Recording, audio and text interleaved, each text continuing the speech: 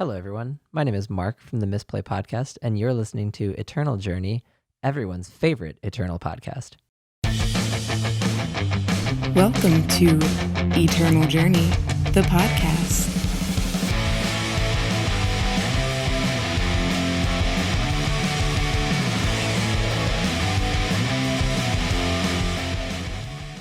Greetings to all my knights and punton ones out there. You are listening to Eternal Journey, the podcast that talks about all things eternal with a focus on limited play. I'm your host, Jedi, and this is episode 95 of the podcast, where we are going to be doing our Empire of Glass rare and legendary set review. We had the commons and uncommons on last week's show, and man, I hope you guys are through that bad boy and got some insight on it. It was a lot of fun. This one's going to be a little shorter, thankfully, but we still got to get to it. So without further ado, let's go ahead and welcome my good friends on the show, starting off with John Holio. How are you doing, buddy? Oh, I'm so good. I've been having the best time with these, rare drafting weekend with the new draft update they surprised us with yesterday. Oh, man, I'm having a blast. And it's really gotten me a little more prepared for this rare set review because I've been playing most of these rares. So. Nice, excellent. Yeah, I can tell in your voice, dude. It's been an absolute blast for you, and that's also as close to cube drafting we get without our Scion draft. Yeah. Then on the other side of the internet is another good friend, Darth_Herman 2. Alex, what's up? Good evening, guys. How's it going? Yo. Glorious. All right, let's get through the housekeeping real quick, and then we can jump into our set review. So twitch.tv/Jedi_EJ, where you can catch me streaming live every Tuesday, Thursday, Saturday, and Sunday, doing limited and a little bit constructed as well, sprinkled in, helping new players do their thing, answering any questions. Check that out. If you can't catch us live, check it out offline, but still kind of online. I really have to figure out what to say for that. Anywho, on YouTube, Eternal Journey, search it up or type in youtube.com/EternalJourney. Bam, you'll find it, to include the video version of this show as well as all our other podcasts. But I do encourage you to check out the common and uncommon set review on YouTube, just because I have every card we discuss on the screen if you're a more visual person that way. Finally, shout outs. People that are joining the Jedi Order or the ongoing supporters of the show and the stream. Thank you guys so much for that. Really do appreciate it. Well, welcome Matalite, You Don't Even Lift Bro, Whisper, Visper, Wikipedia, AK Lepity, MLNTN, Squidskrieg, D. Popadopoulos, Great Good Manda, Lustful Sin, Ulrich, the Jim Joe, Brantar, A. Dr. So, K. Stalin, RoboDuck, new player to Eternal, so welcome, friend. Probably doesn't listen to the show, but hey, maybe when they go back and listen to older shows, they'll come across this, so shout out to you. Nitro Turtle and M Jiggy. Thank you guys so much. Welcome to the Jedi Order for you new players, and thank you to each and every one of you that continuously support all the things you do. It's really appreciative. No pack one pick one this time, because once again we're going to be discussing about most of these cards in the set review, so we're going to jump right to it.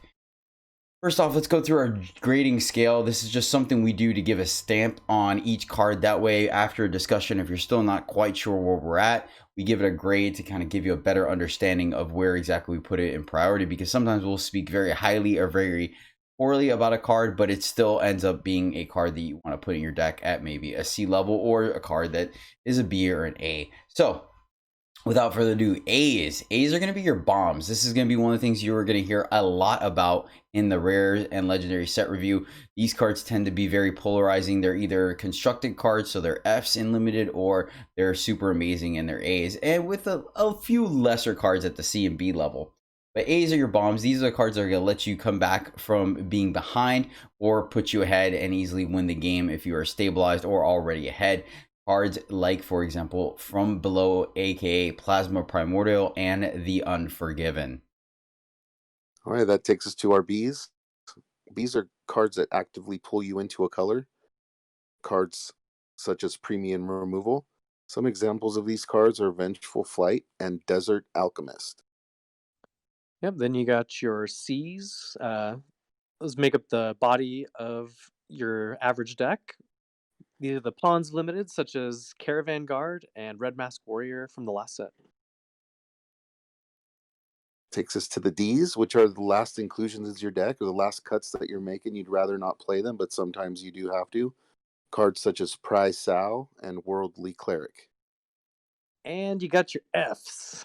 Those are what we would, say are unplayable cards, or maybe just for constructed, unplayable in draft. Cards like Shared Vision and Reflection. Yuck. Then we got a grade for build around cards. They're bad when they're on their own, but when you draft, they have a lot of synergies that go with them and make the card a lot better than they are on their own. Cards such as Inspiring Leadership and Might Weaver. And then we'll also occasionally give a grade where it's basically an unplayable card. You don't want it in your main deck, but it's a card that's not really useful in every matchup, but it can be very powerful if drawn in a specific situation. We call those market cards because of the market mechanic in our game that we love. And cards like that are Moment of Triumph from the last set, for example. One last thing I do want to mention to help kind of put things in the context. We are seeing a lot more market access in this format at the common uncommon level. So there's going to be a slightly different interaction between mentioning the market grade and just specific cards that we're going to talk about, including grafters, which is a cycle of 2/2s for 2. They all have a battle skill, and then you can pay 3 to swap a card from your hand or a card in your market, and then buffing a unit in your hand. So just keep that in mind, as well as that's something that is unique to this limited format versus what we've had in the past. But okay, that's it, guys. So without further ado, let's go ahead and jump into it. We're going to start off with the multi-faction cards, as these are typically the signpost cards to show you what these specific faction combinations are attempting to do, both in synergy and just overall game plan. Speaking of which, one thing I also wanted to mention is this is a tribal set where tribes matter. Things like Sentinels, Grenadins, Valkyries, all these things kind of play into each other. So there's going to be some adjustments on the way we grade as usual, or something that we might mention based on that as well. Our first one up is going to be Opum's Technique, and the techniques are a cycle as well. We're going to see 5 of the dual factions in this set. These are going to each warrant their own discussion, because though they are a cycle, they have so many options similar to displays that are unique, so they are worth their own discussion instead of clumping them up into one. So Opum's Technique is a fast spell for 1 Praxis, and it has 3 options. 1, deal 5 damage to a multi-faction enemy, or give one of your Sentinels +2/+2 and overwhelm this turn, or create and draw a random Sentinel. So starting this one off, I like the fact that it's a fast spell. I like the fact that it's cheap, i.e. 1. That is absolutely amazing. And the fact that it's Moldio is pretty legit. I like the fact this set has fewer multi-faction cards than usual, but 5 damage is a good chunk. I think there might be only 1 multi-faction card that doesn't kill, which is our Workshop, the 4/6. I think everything else should die this more or less. I like all 3 modes of this, honestly. Sentinels, the random part always is an issue for sure, but if you don't have anything to kill and you're not going to be pumping it, you could just use this for a unit.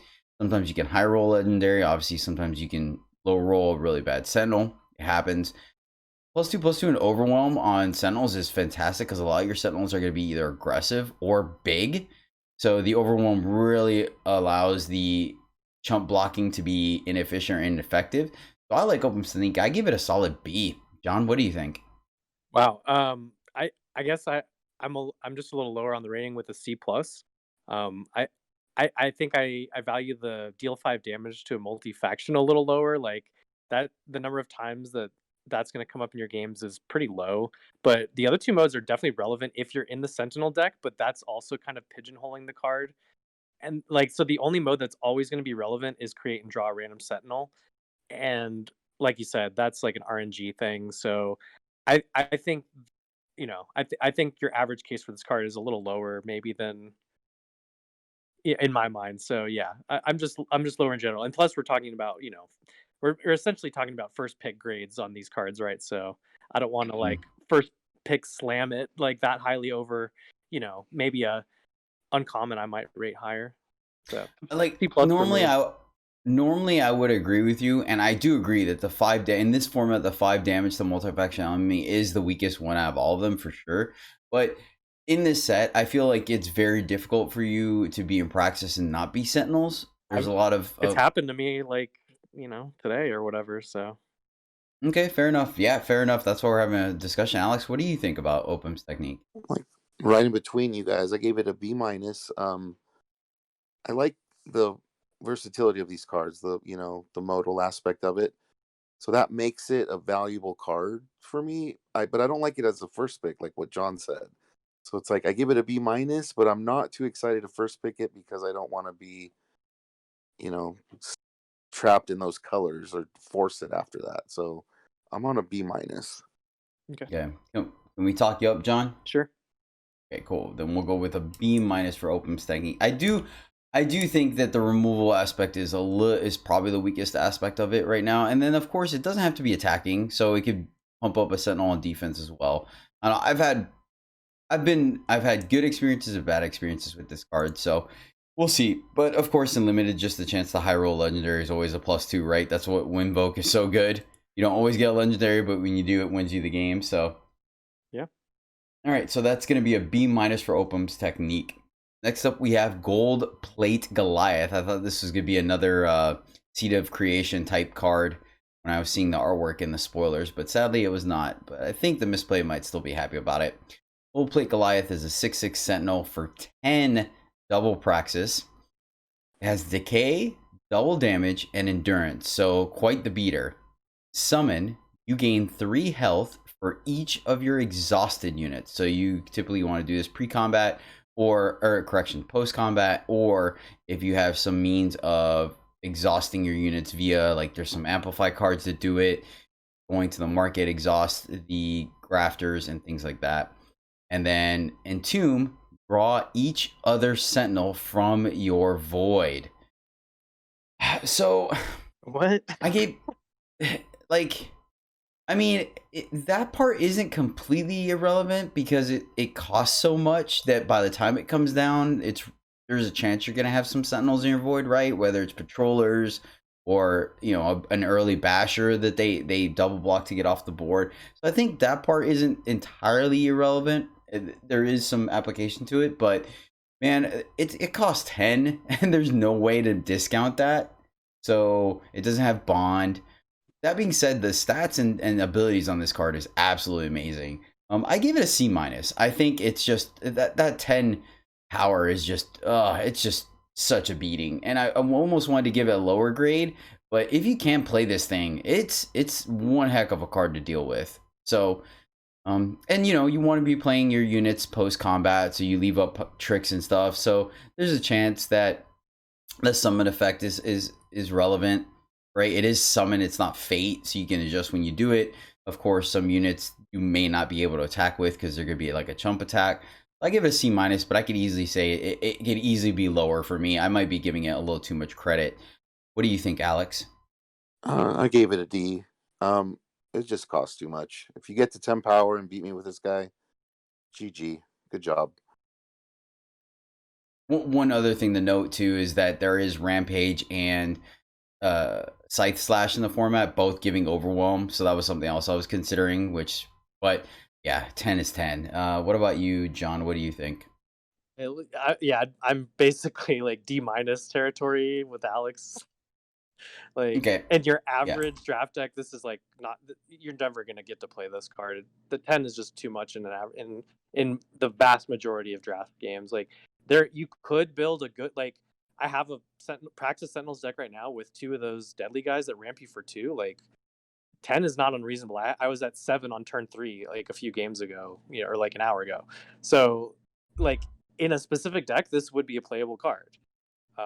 But I like it's just such a risky proposition. Like if I draft this card and try to play it, I'd probably just put it in the market. market. Yeah. Yeah, exactly. 100%. Yeah. I don't think it's a market card, but exactly. I do think that you want this card in your market. So on those rare occasions, it's not taking a slot in your deck, but when you are close to playing it, you can grab it when you do. So yeah, I'd give it a build around grade. If I want to give it that Praxis ramp grade, you can play it. It's good. but as an average draft card, yeah, it's like D territory, D minus. No, I'm with you guys. Yeah, we'll give it a D. So Gold Plate Goliath, you get a D. Yeah, like I said, it wouldn't have taken much to drop me down because 10 is a ridiculous amount. It is. All right, next up we have Linax Molten Wing. This is a 3/3 Valkyrie for 3 double fire, single justice. She has flying. When you play a weapon, Linax deals that weapon's cost in damage to an enemy. So of note, it focuses on the cost, doesn't matter the stats of the actual weapon, and it is just a weapon, so it counts both relic weapons and weapons that you play on your units. So I gave her B minus because you can get some really good value if she sticks, and the baseline, a 3/3 flyer for 3, is always good and limited. It's going to be one of the biggest things. We only really see that at the rare level most of the time. I think there are a few uncommons that we've seen that have that stat line as far as 3/3 for 3 with flying. I will give her credit that she is difficult to cast. Having 3 different influence on turn 3 can be a little difficult unlimited, but it's not unbelievable. And she's perfectly fine late game because you can play her and then immediately play a weapon to get some value. She combos really well with munitions. Yes, it's only 1 damage, but we've already talked about in the previous set that there's a lot of X1s in this format, so even that matters. And you know, there are some weapons that kind of facilitate more damage, and she can go face too. That's the other thing, that she definitely facilitates a race scenario. If you're playing a relic weapon, you can take out the unit that the weapon may or may not hit, and then take out another unit, so you kind of get 2 for 1 there. Or once again, just go face, and then you can use the weapon to take out a unit. So I think so I gave her a B minus. I think the worst part about this card is just the influence requirement, because like I said, once again, just getting a base 3/3 for 3 flyer is perfectly fine and limited. John, what do you think of Linax? I'm a lot higher. I got to play Linax in a deck earlier today. It was amazing. It was so easy to basically have all my interaction be weapons in my deck, and then I had some creatures that even made weapons and things like that. So I think it's very well supported in that sense. And just the fact that it's a 3/3 flyer for 3 is massive in this format. Like, I don't know how many games you know, I've won with just a 3/1 or a 3/3. You know, like those kind of stats, like on turn 3 or 4, can just win you the game sometimes in this format, I've found. So I'm a little higher on it. I gave it an A minus actually. Wow. Okay. Nice. Yeah. What do you think, Alex? Alex? Like right in between you guys again. I gave it a B plus. Like, Good. I like this card Perfect. a lot. What makes it a little bit lower for me is that it is hard to cast, but if you can get the weapon thing rolling, it just can end the game very quickly. So I like it at a B plus. Yeah, easy peasy. One other thing to note, Linax is the one doing damage, so if you give her Lifesteal or Overwhelm or Decay or anything like that, all those things will combo into the damage as well. So just something to think about. All right, Linax, you get a B plus from the gang. Next up, we have our second technique. This is Tezzerax's technique. This is a fast spell at 1 Skycrag.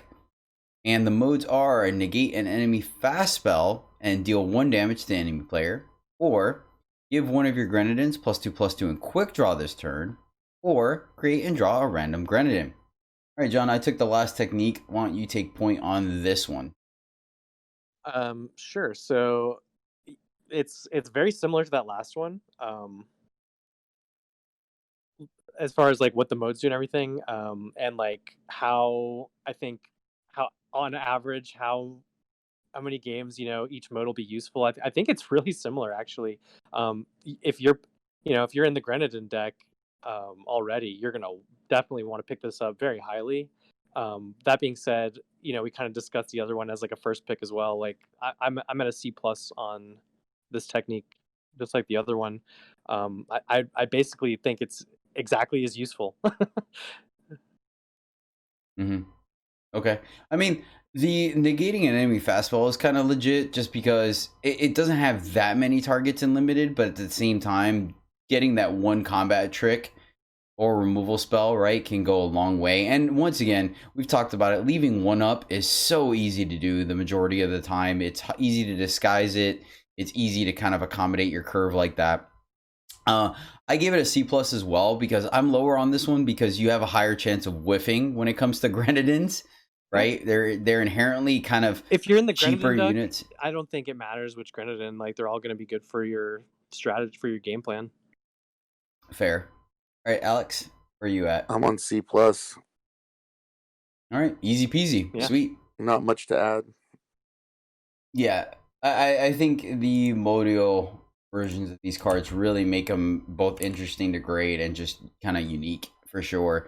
One thing to say in the cycle, if you guys can already pick up on it, they all generate a random card of the specific tribe, and then they all have a stat buff and battle skill, and then it's kind of the first ability, the spell aspect of it, if you will, that kind of changes the most from card to card. Yeah.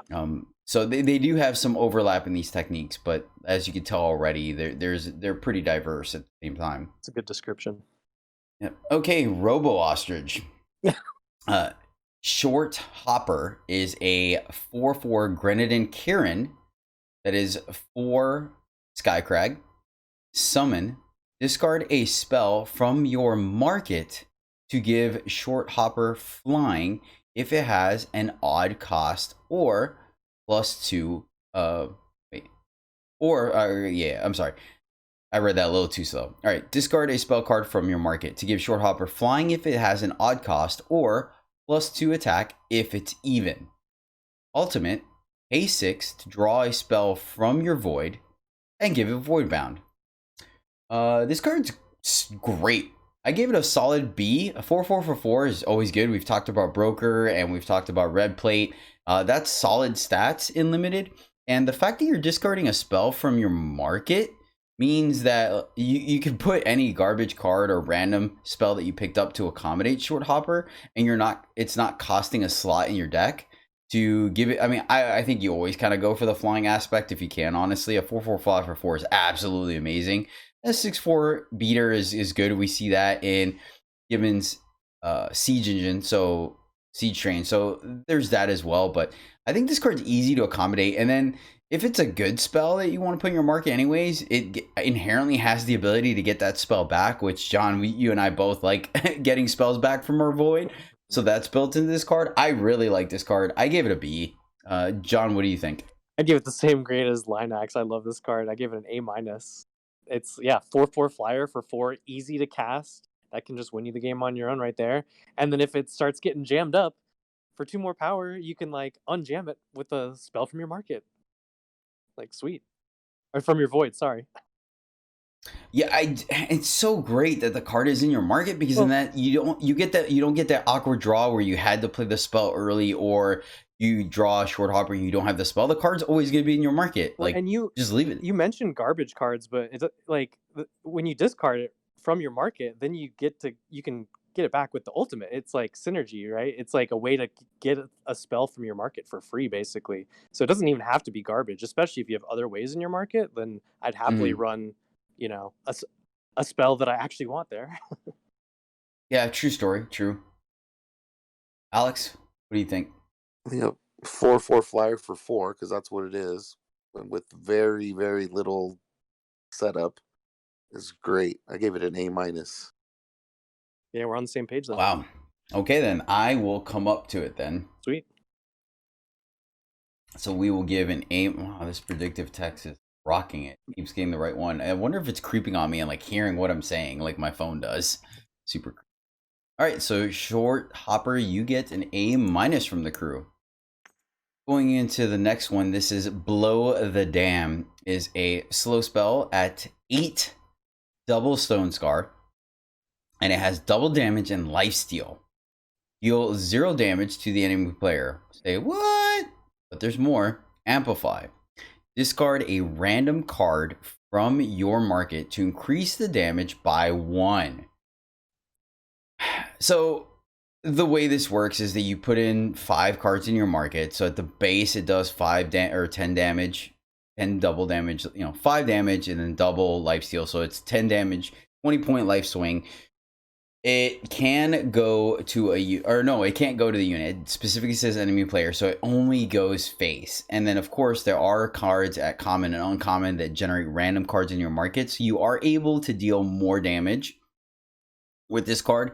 Shout out to Dizzy Sick, member of EternalJourney, that has a deck that kind of revolves around putting a bunch of random cards in your market and then pumping this up and pumping up a couple other cards that we're going to talk about here in a little bit. I think it's an F. I think it's a constructed playable card because, I mean, the fact that it can only go face and it costs 8. We already talked about how some of these cards, 7 is already a lot in some limited formats, and everything beyond that is just so much longer to get to. And the fact that this thing only goes face is just, oh gosh. I mean, yeah, I don't know. I don't like it. Alex, where are you at on it? Well, I guess because of the potential to put more cards in your market, I gave it a higher grade. I gave it a C. It could be a punt, but I think it might be actually okay market card, like as a finisher or something. I don't know. Yeah. I mean, I gave it exactly a C as well. I think it's fine. Like, Okay. you know, it's reach. You know, it's See, it's a 20-point life swing if it doesn't just kill him outright. And like, I mean, you saw me earlier, Jedi, in that game. Like, I unlocked that achievement while I was playing. Without even trying. I had 10 cards in my market or whatever. yeah, but that was also a corner case, though. You know, you weren't consistently putting 10 cards in your market I either. wasn't even trying. I don't know. But I think it's fine at like, its base case. It's just like 10 to the face. Like I'm like, okay, I manage my game plan is, get my opponent down to around, 1 to 10, and then just wait till I get this card. I mean, I'd run in the market every chance I get, obviously, but then it's never a dead card. You just pull it out and kill your opponent.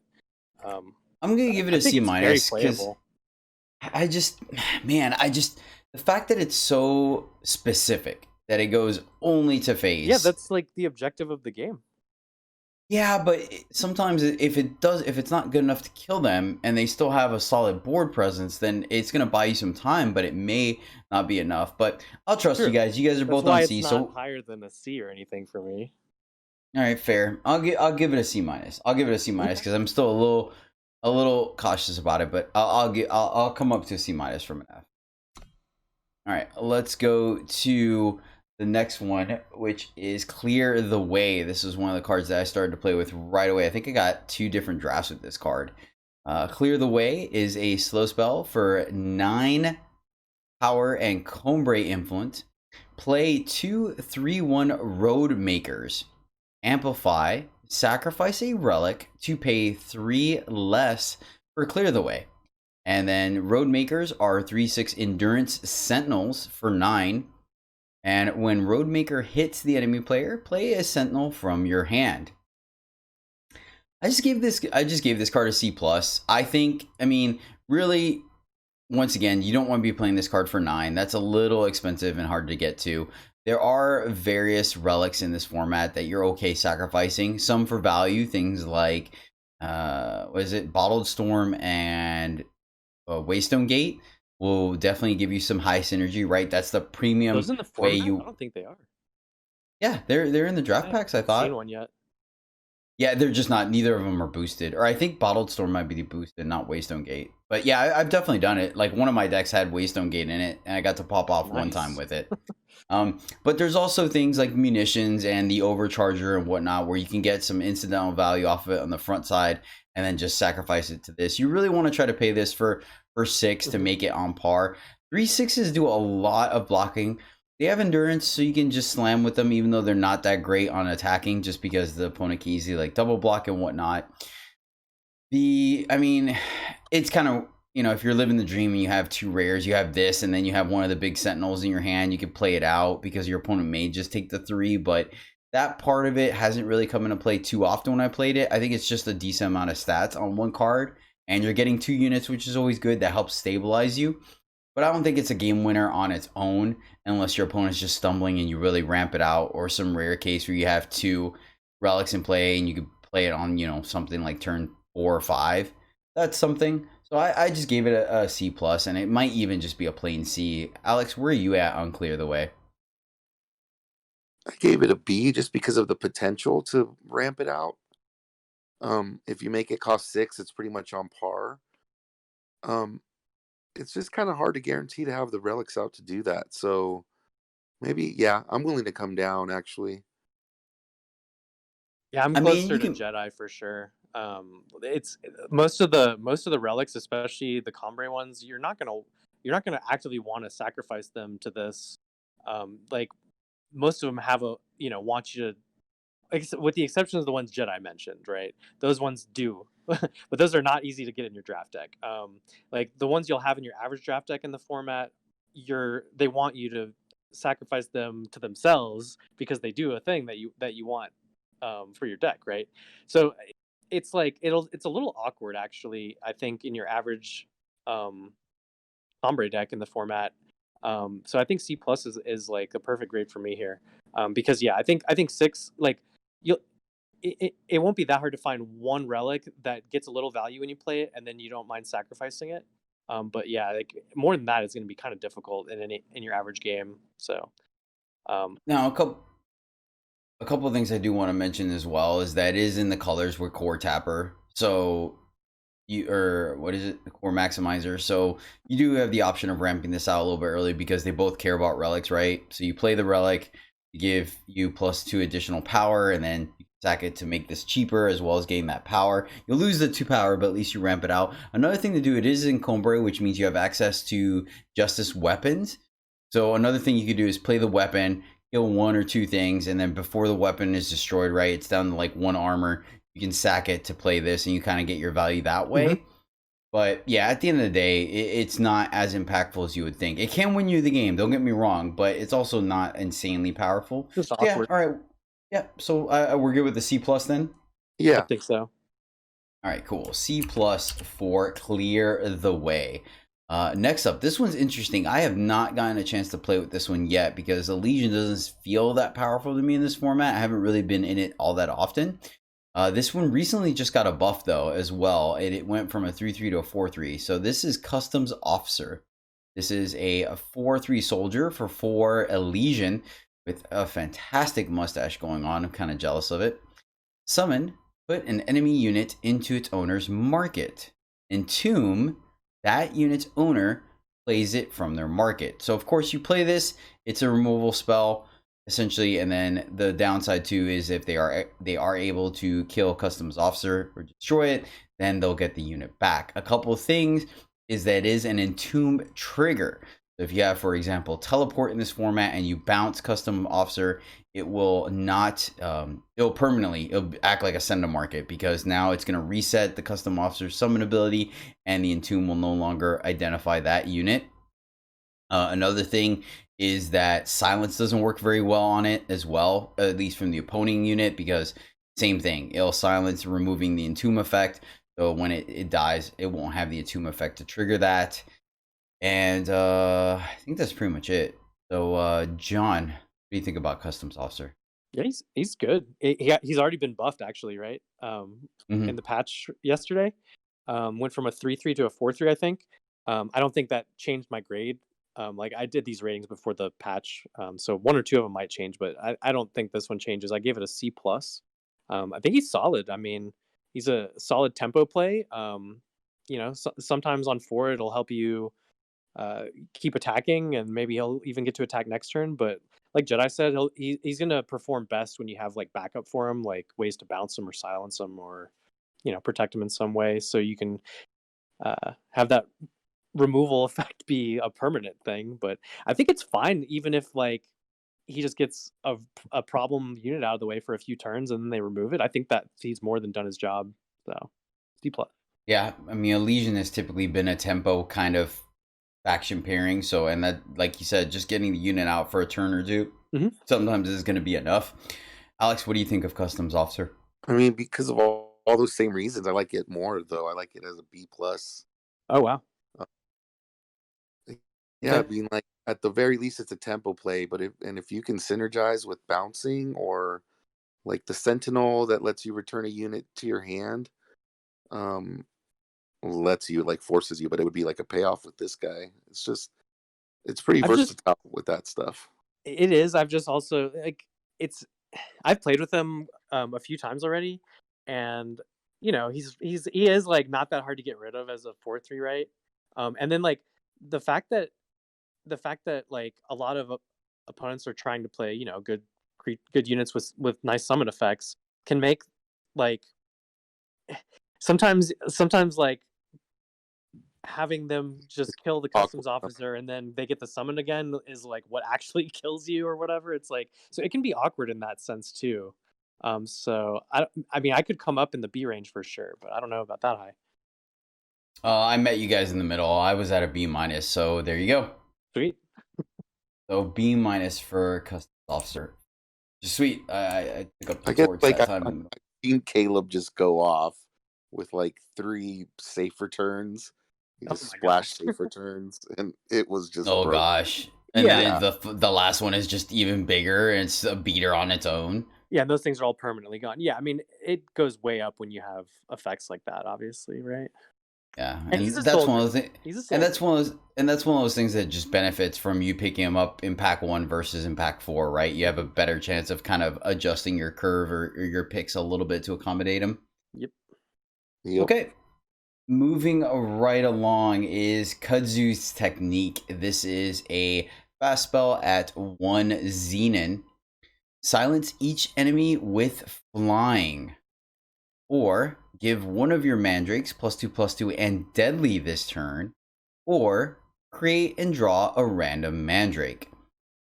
So this one's interesting. I gave this one a B minus. I think silencing each enemy with flying, of note, it doesn't have to be attacking, but of course that's a great time to use this so it turns into a removal spell, is very powerful, as flyers are one of the ways you can win in limited, and they're typically smaller units. So silencing them all with the low cost of 1 spell for 1 power is quite powerful. The +2/+2 and deadly is a little redundant just because of the fact that, a +2/+2 is probably gonna help you kill something, but deadly guarantees it's gonna die, and it allows your smaller mandrakes to definitely cash in. And then it might make it to where we do have like 1/5s and 3/5s in the format, so maybe that kind of plays it off to where the unit won't die, and the deadly make sure it kills the unit. And then of course, a mandrake's a mandrake. We don't care as long as the value of mandrakes is just having mandrakes on the board. When you fire off those ultimates, they just kind of all get better and synergize. So I think that's kind of some upside. So yeah, I'm on B minus on Kudzu technique. Alex, what do you think of this one? And I'm right there with you. I love the versatility of these cards. They're all very, cards that I would love to have in the deck if I'm in those colors. So I'm on a B minus as well. Okay, and then John, what do you think? I rated it the same as the others, a C plus, so we can go for a B minus. That's the average here. Yeah, fair enough, close enough. Yeah, this card is definitely, and it's so hard too because like you get blown out by it, but then at the same time you're like, well, it's a rare, you can't really play around it, right? I mean, there's some rares that give it away, but these techniques, you just can't play around the techniques. I don't think they're rare and they have modes, so you know what I mean. It's so you get blown out by it. You get blown out by it. If you don't, you don't. Like if you identify a 1 mana pause, 1 power pause, that can help you like, think maybe it's the technique, but because there's not a ton of 1 mana interaction, right? I mean, at the same time, there kind of is though, because forgets in the format as far as Xenon goes. I can't draw That can't Shadow. be boosted. I haven't seen that once yet. Oh, really? Yeah. I just got blown by it. Anywho, Sorry. Yeah, I mean, but you know me, unlucky. Like, I mean, I just get blown out all the time. So, one of the techniques that we'll talk about blew me out already in a big way on stream. You guys already know. Anywho, so that is a B minus for Kudzu technique. Moving right along, we have Express Route. This is a fast spell for 4 Xenon. Put an enemy unit on the bottom of its owner's deck. It gets -1 health for each other card in that deck. I gave this one a B plus. I think it is absolutely great removal. It is great across the board.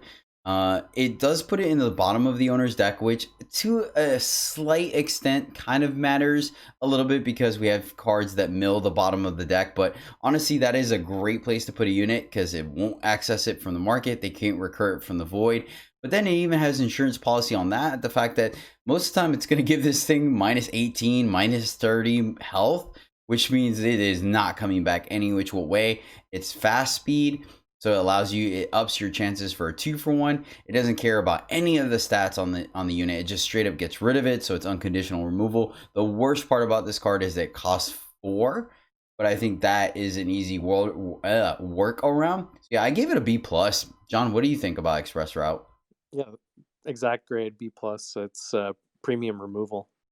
Like, not much to say about it. Like, whatever you hit with this could not be deader. Yeah, no joke. No joke. I mean, I literally think it's like, I think I've gotten, people send to market my things. I get it out of my market later in the game, or like put in my void. I'll get it out of my void later.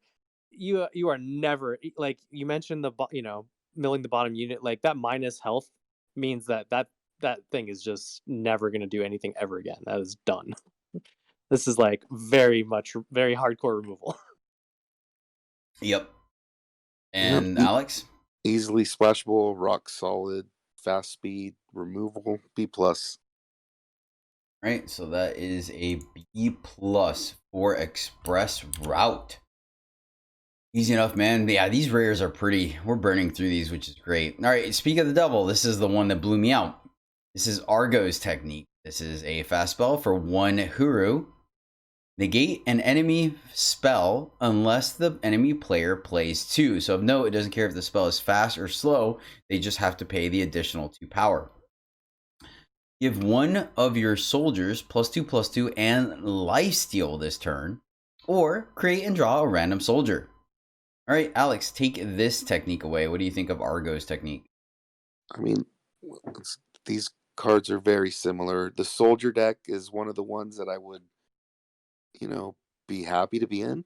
I like the lifesteal part of it. I give this one a C+. Okay, and John? Yeah, C+ as well. I think I like the negate effect on this. I think it's the first one like this we've had in Eternal. I think in your average draft game, it's gonna have a hit more often than like the Grenadin one, actually, because it doesn't care if, like you said, fast or slow. And I think for the most part, your opponents are gonna be, they're gonna be playing big spells on their turn, and it's probably gonna take up their whole um, amount of mana that they have available. And then if they're playing fast spells on your turn, they usually just save, the 2 power or whatever to play it. And so they're not going to have extra power for this, like, ever. So that's going to be pretty effective most of the time. But there is just the problem of, some opponents just never even play spells. They just play units and smash you with relic weapons or whatever. So, but, all the other modes are going to be useful at some point. I also gave it a C+. All right, I'm just a little lower than you guys. I just gave it a C, but I'll come up easily a C+. I don't think that's a big deal at all.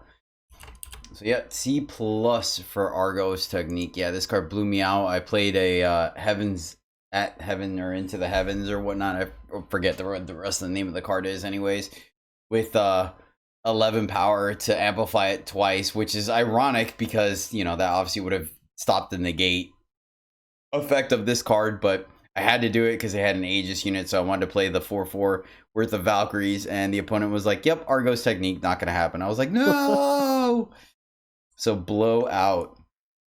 Speaking of blowout, we have Battle Bear. This is a 6/6 bear soldier for 6 double Huru.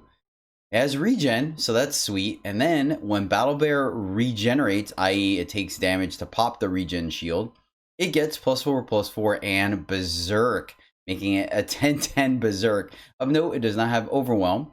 And the other thing is that if you have the ability, something like Ghastly Perfume, where you are able to reactivate the regen on Battle Bear, it will get the Berserk and +4/+4 buff again when it breaks. So, for example, you play it, it takes damage, your opponent blocks it, which most of the time they're just going to end up taking the hit because making this thing a 10/10 Berserk is ridiculous. But let's say they chump block it, pops the regen shield, it becomes a 10/10 Berserk.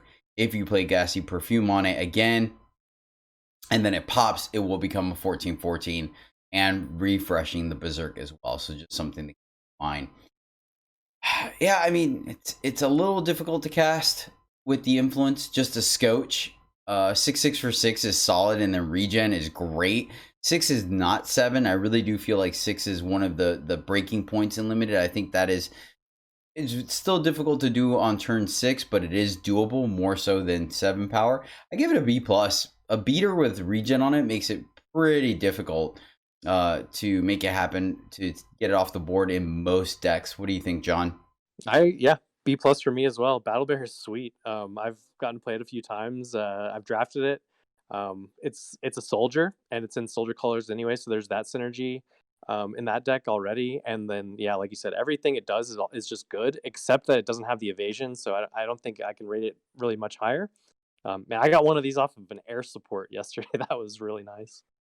Sick. Yeah. What do you think, All Alex? right. Yeah, B plus. I like after it gets the buff, giving it flying, with the Huru card, the blue, and Valiant. Valiant Leap. yeah, the Valiant Leap, right, or whatever it is. Mm-hmm. Yeah. Yeah, great. that's a beating. Yeah, those just a great card. I love that. B plus. Sweet. All right, B plus for Battle Bear. B. Next up, we have Ditro's Technique. This is a fast spell for 1 Argent Port. Kill an enemy unit or site with cost 6 or more and give it Voidbound. Of course, that was buffed in the patch to include sites now, which is great because that stops public enemy number 1, which we'll talk about in a little bit here, which is Speaking Circle. And then give one of your Valkyries +2/+2 and regen this turn, which is extremely powerful. And create and draw a random Valkyrie. John, what do you think of Ditro's Technique? Yeah, I gave this one the same grade as all the other ones so far, C plus. For all the same reasons, as usual. I really like the second mode more on this one, and like I think the average create and draw Valkyrie case is going to be just fine in a Valkyrie deck, right? That's going to be just like the other ones, but yeah, and like the kill an enemy with cost 6 or more, like that's pretty good. But sometimes that doesn't even come up in a lot of my games. You know, people are playing aggressive fire decks and killing you with their 3-drops. So that one's not even gonna always do the trick. So yeah, all the modes are good, Okay. but it's not busted or anything. Still just B plus for me. See, and I gave it a B plus because I think regen is extremely powerful. I think that's a great stat to give something in combat speed. And then, yeah, you are right. There are a lot of aggressive fire decks that don't get up to 6, but at the same time, like 6 cost units are really one of the things that change the game, and to be able to get that off the board for 1 power is huge. Not to mention it gets void bound, so it shuts off a lot of the shenanigans that we see trying to recur it. Now, I will admit, once again, Basher and Shoal Dredger are typically going to cost less than 6, and those are some of the big beaters in the format, so I will give you credit there. So it's already kind of talking me down a little bit from B+, but man, I don't know. I like Vanquish does a lot of work in this format, which once again hits a lot more things than Ditro's Technique, but I don't know. I really value all 3 modes of this. What do you think, Alex? Yeah, this is the one I like the most. But even so, I'm at a B minus. Okay, so can we talk you up, John, to a B minus? Yeah. All right, sweet. Ditro's Technique, you get a B minus. Moving right along, we have Battle Master Cataxius. This is a 2/3 Minotaur for 2 Argent Port. When you play a relic weapon, Cataxius and each weapon in your deck gets its battle skills and +1/+1. So Cataxius gets bigger every time you play a weapon, and then of course it carries that over to the rest of the weapons in your deck. Of note, this dodges things like munitions because it's a relic, it's not a weapon until you play it. And then Valkyrie Warp. So if you have a Valkyrie in play, you are able to warp Battlemaster Cataxius. Gain double Argent Port influence. So double Justice, double Shadow, which could do some wonders if you have a couple of Surge triggers. I think Mantle is still in the format, so that kind of helps you, and as well as Midnight Hunt. So there's that. Overall, I think that part is a little more for constructed, but I mean it's still drawing you a card with the Valkyrie Warp, so there's that as well. And a 2/3 for 2 is a head-on curve. That being said, I gave Cataxius a C. I think the card is just fine. It has some upside, but it's not backbreaking as well. Backbreaker, which sadly doesn't do much for this card either. So yeah, I'm on a C. I think it's fine. I'm not gonna knock anyone for playing it, but I don't think it's a windmill slam either. The earlier you take it, the better, because then you can prioritize weapons a little bit more. Of note, it is relic weapons that it cares about, not weapons. So keep that in mind. Alex, where are you at on Battlemaster Cataxius? He has like a hard to cast 2/3 for 2, but it has like, some random upside that can be helpful to your deck. I gave it a C plus. One thing of note as well is the fact that it only costs 2 means that you avoid those feel bads of playing a Valkyrie and then seeing this on the top of your deck, right? And not being able to play it. That's kind of mitigated a little bit by it costing 2. So later in the game, you have a higher chance of still being able to play this and sneak that in there and not throwing off your curve too much. That's a little more of an upside, I guess, while we've been thinking about it. John, where are you at? Yeah, he's a C plus. Solid stats for 2-drop, and it's just some juicy upside. I think you're happy. You're very happy if you get like even just the Valk Warp where he basically replaces himself. Like that's way better than C already. That's like that's the good end. And then if you get any triggers off him, that's sweet too. I mean, he's not any better than that though. I don't think. Right? Yeah, C I'm plus. good with a C plus. C plus. I'm good with this. All right, C plus for Battlemaster Cataxius. All right, next up we have a sweet card that's seeing a bunch of play and constructed, and I think it has some application in limited. I'm just gonna go ahead and throw it out there. I think this is a build around A. I don't think you're just jamming in this any deck, but if you do build around it, I think it's extremely powerful. This is Align the Tesseract. This is a slow spell for 12 double found. Play a 12/12 Tesseract Prime. And Tesseract Prime, real quick, is a 12/12. I believe, is it Octopus? Is it Kraken? Kraken, that's what it is. 12/12 Kraken with Decay. Your spells have Decay, which obviously only cares about spells that deal damage. And then when one of your spells deals damage, draw 2 cards. So a huge unit with a relevant battle skill, and then it obviously gives you card advantage. There's some more text on it, though, and this is the build around aspect of it. Amplify, sacrifice a Grenadin, you pay 3 less for Align the Tesseract.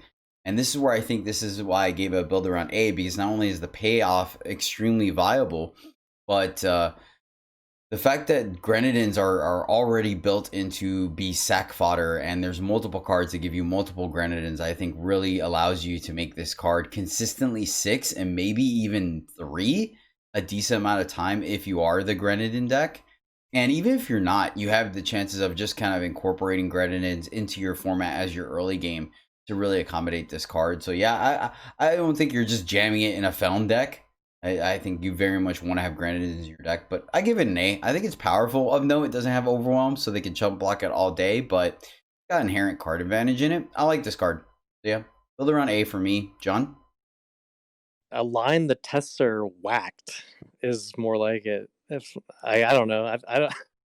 I have enough trouble just getting Grenadins in like Skycrag colors, and this thing's in Feln and whatnot, and then like you're telling me I'm going down units to get one big unit that's just going to get sent to market or like blocked by some stupid deadly thing or like permafrosted? This is draft, man. All right, so I don't think it's nearly that good. I think I'm more like build around C plus for this. Like I think it's a huge liability, like in a lot of ways, and like I don't think you can like reliably build around either the Grenadin part or the spell damage part, and especially not both in drafts. I'm very skeptical on this one. Okay, all right. What about you, John? Or correction, Alex? I mean, I was closer to Jedi just because of the cheating aspect of the Amplify. I'm build around A as well. Wow. But I mean, right? Like Metabot Station makes this thing a 6 on its own, right? I don't know. I feel like I've been over 6 turns while you're sitting there with 1/1s. Like, good luck. Like, how are you gonna survive long enough to accumulate enough of these with Metabot Station while you're not just dying to your opponent smashing you? Like, you're gonna have to chump or something with these Grenadin, I mean, I've done quite a lot. I've been more in Stone Scar Grenadins than I have in Filmed Exactly. Grenadins. That's Not gonna that's. lie. I mean, that's what I'm. The Granite aren't in this color, right? Oh yeah, there's a ton of primal ones. You have They the exist, vermin. but I mean, I don't know. I've had a lot. I haven't been able to, like, even when I'm like trying to draft Grenadin, it's like, I don't know. It's because people are like, there's the whole colors are open and tribals.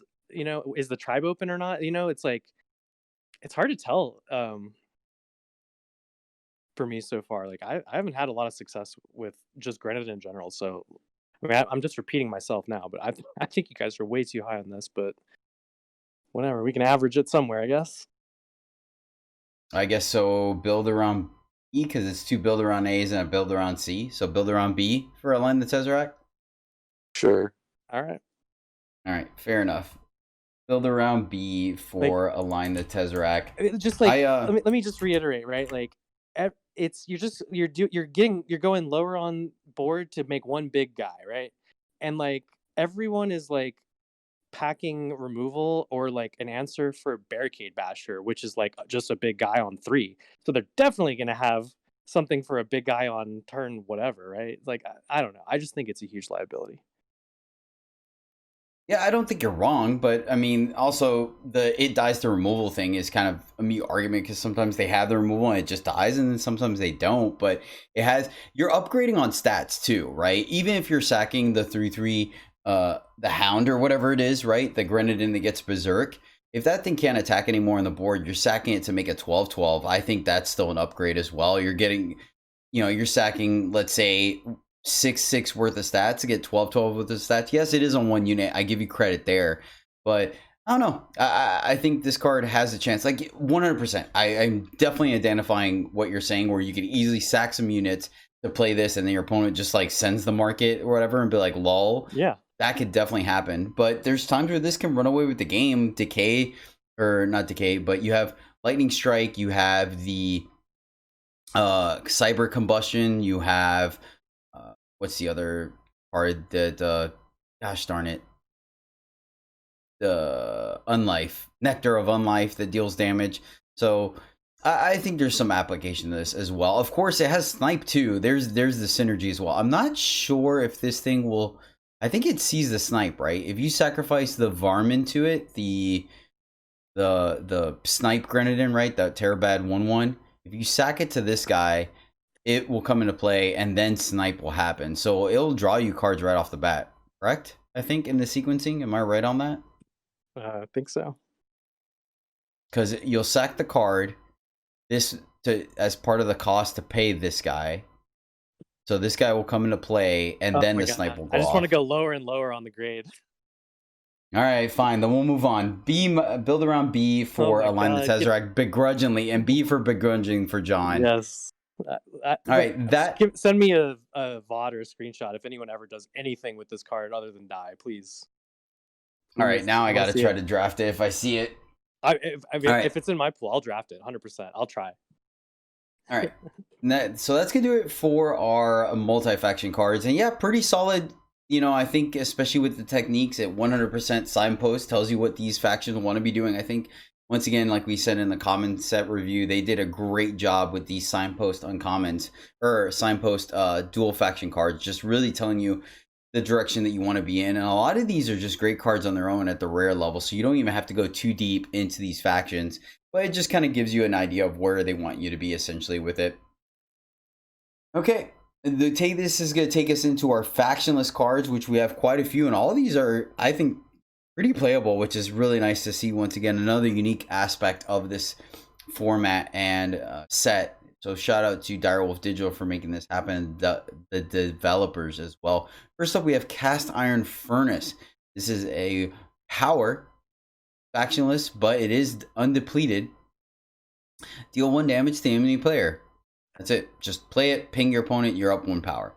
Then, if you have 5 or more factionless cards in your void, play a 5/5 Dragon Simulacra with flying.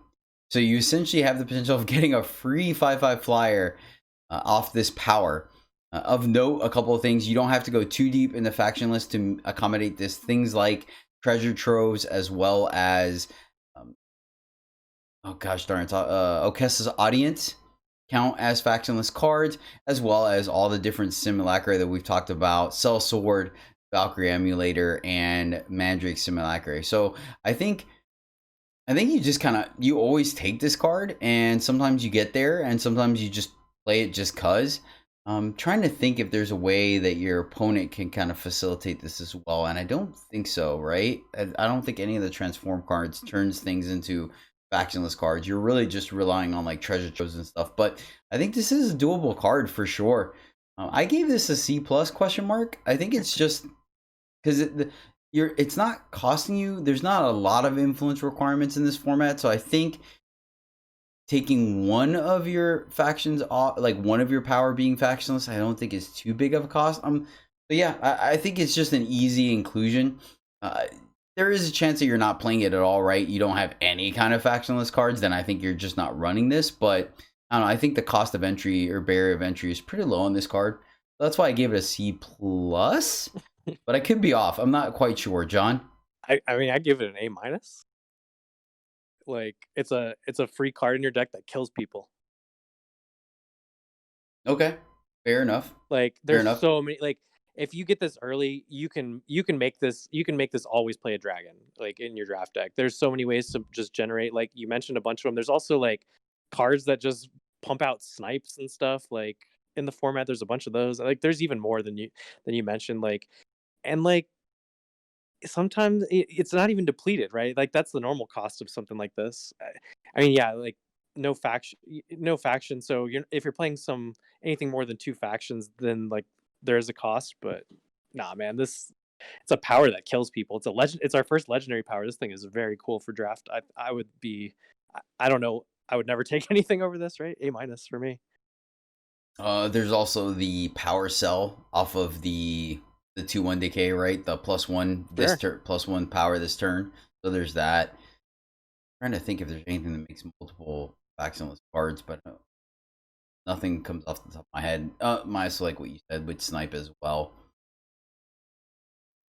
Corrupt in the format, I think, but that's not boosted. Alex, where are you at on Cast Iron Furnace? I don't think the flyer is like so guaranteed, you know. I think it's a very easy include.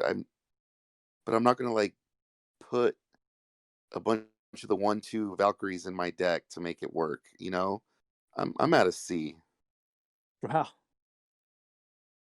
Okay, so C plus, and then you were at A minus. I'm just like John? losing my mind over here. Back to back, losing your minds, man. All right, one way and then the other. So I don't know where we average this out at, like a B minus, I guess. C plus or B minus or whatever. Yeah, I mean we definitely come close to where you guys are at for sure.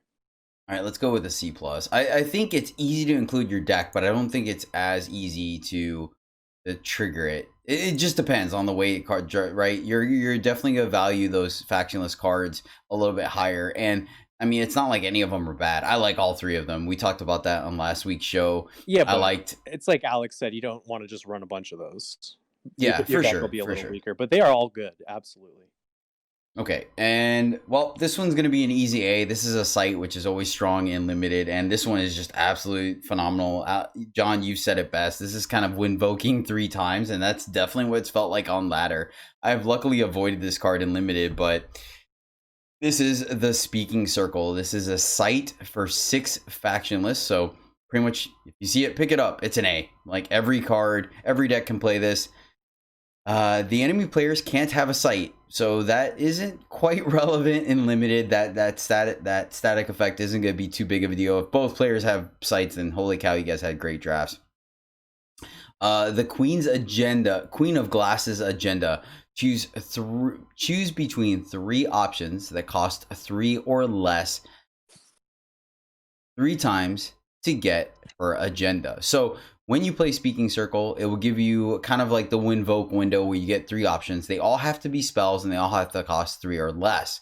But you get your pick to choose the best 3 spells out of, so you essentially get to look at 9 spells, choosing the best 3 for your scenario.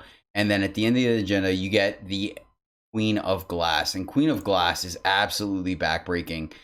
Queen of Glass is a 7/7 for 9 factionless card with regen and unblockable. Then your other units are awakened, which we haven't identified yet. That's probably something we're gonna see in a subsequent set or campaign. Type. Oh, is that what it is? It changes all their unit types to awakened, which has no effect on anything right now other than like it breaks your tribal synergy. Okay. Fair. Eventually, we might get a card that makes the awakened creatures powered up or something. Who knows? But does nothing. But the important part is this line of text, and can't die while you have the Queen of Glass. And it's exactly what it sounds like. They literally cannot die. They can't die to combat damage. They can't die to removal spells. They can't die to board wipes. If you wipe the board for some reason, like for example, if you do Into the Heavens or From the Heavens, I really need to look up the name of that card. I think it's To the Heavens. To the Heavens? Okay, fair enough. Queen of Glass will die, but all your other units will remain on the board. It's absolutely great. Like straight up things like kill spells. Now, Send the Market, once again, does not kill the unit. It just tucks it in the market. So that will still work. But as far as combat goes and dealing damage, the units just won't die. It'll have the effect similar to Curtain Call, where they'll go below 0 health or et cetera, what happen? They'll take deadly damage and then they'll just stay on the board. So, and then of course, her being a 7/7 beater that's unblockable is phenomenal as well. So yeah, this you're just slamming this card. It's great. I mean, I can't say enough about it. John? Yeah, I don't have a lot to add. It's exactly as busted as Jedi describes it. Sometimes the agenda spells are going to be like low impact or no impact, but the vast majority of the time they're going to all be useful. At least 2 of the 3 are going to probably be useful in your game. So it's just gravy. But like regardless, it's just a win con.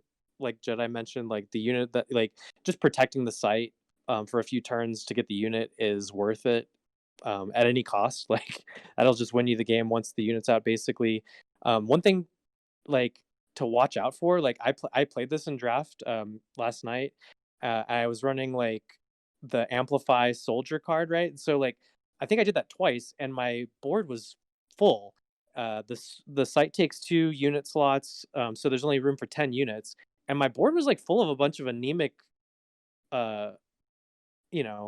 soldiers, and like my opponent had a huge life total. So I was unable to sacrifice. I couldn't play any more units at that point because the queen came out, and I had just had all these 2/1s taking up all my unit slots. So that's just something to be aware of. Like, if if the Queen of Glass isn't going to get the job done on her own, and you do something like that, maybe trade off some units ahead of time if you can, or you might end up stuck like me because like you literally, it just won't. Normally you sacrifice a unit to play a unit. Well, they can't die, so it just doesn't work.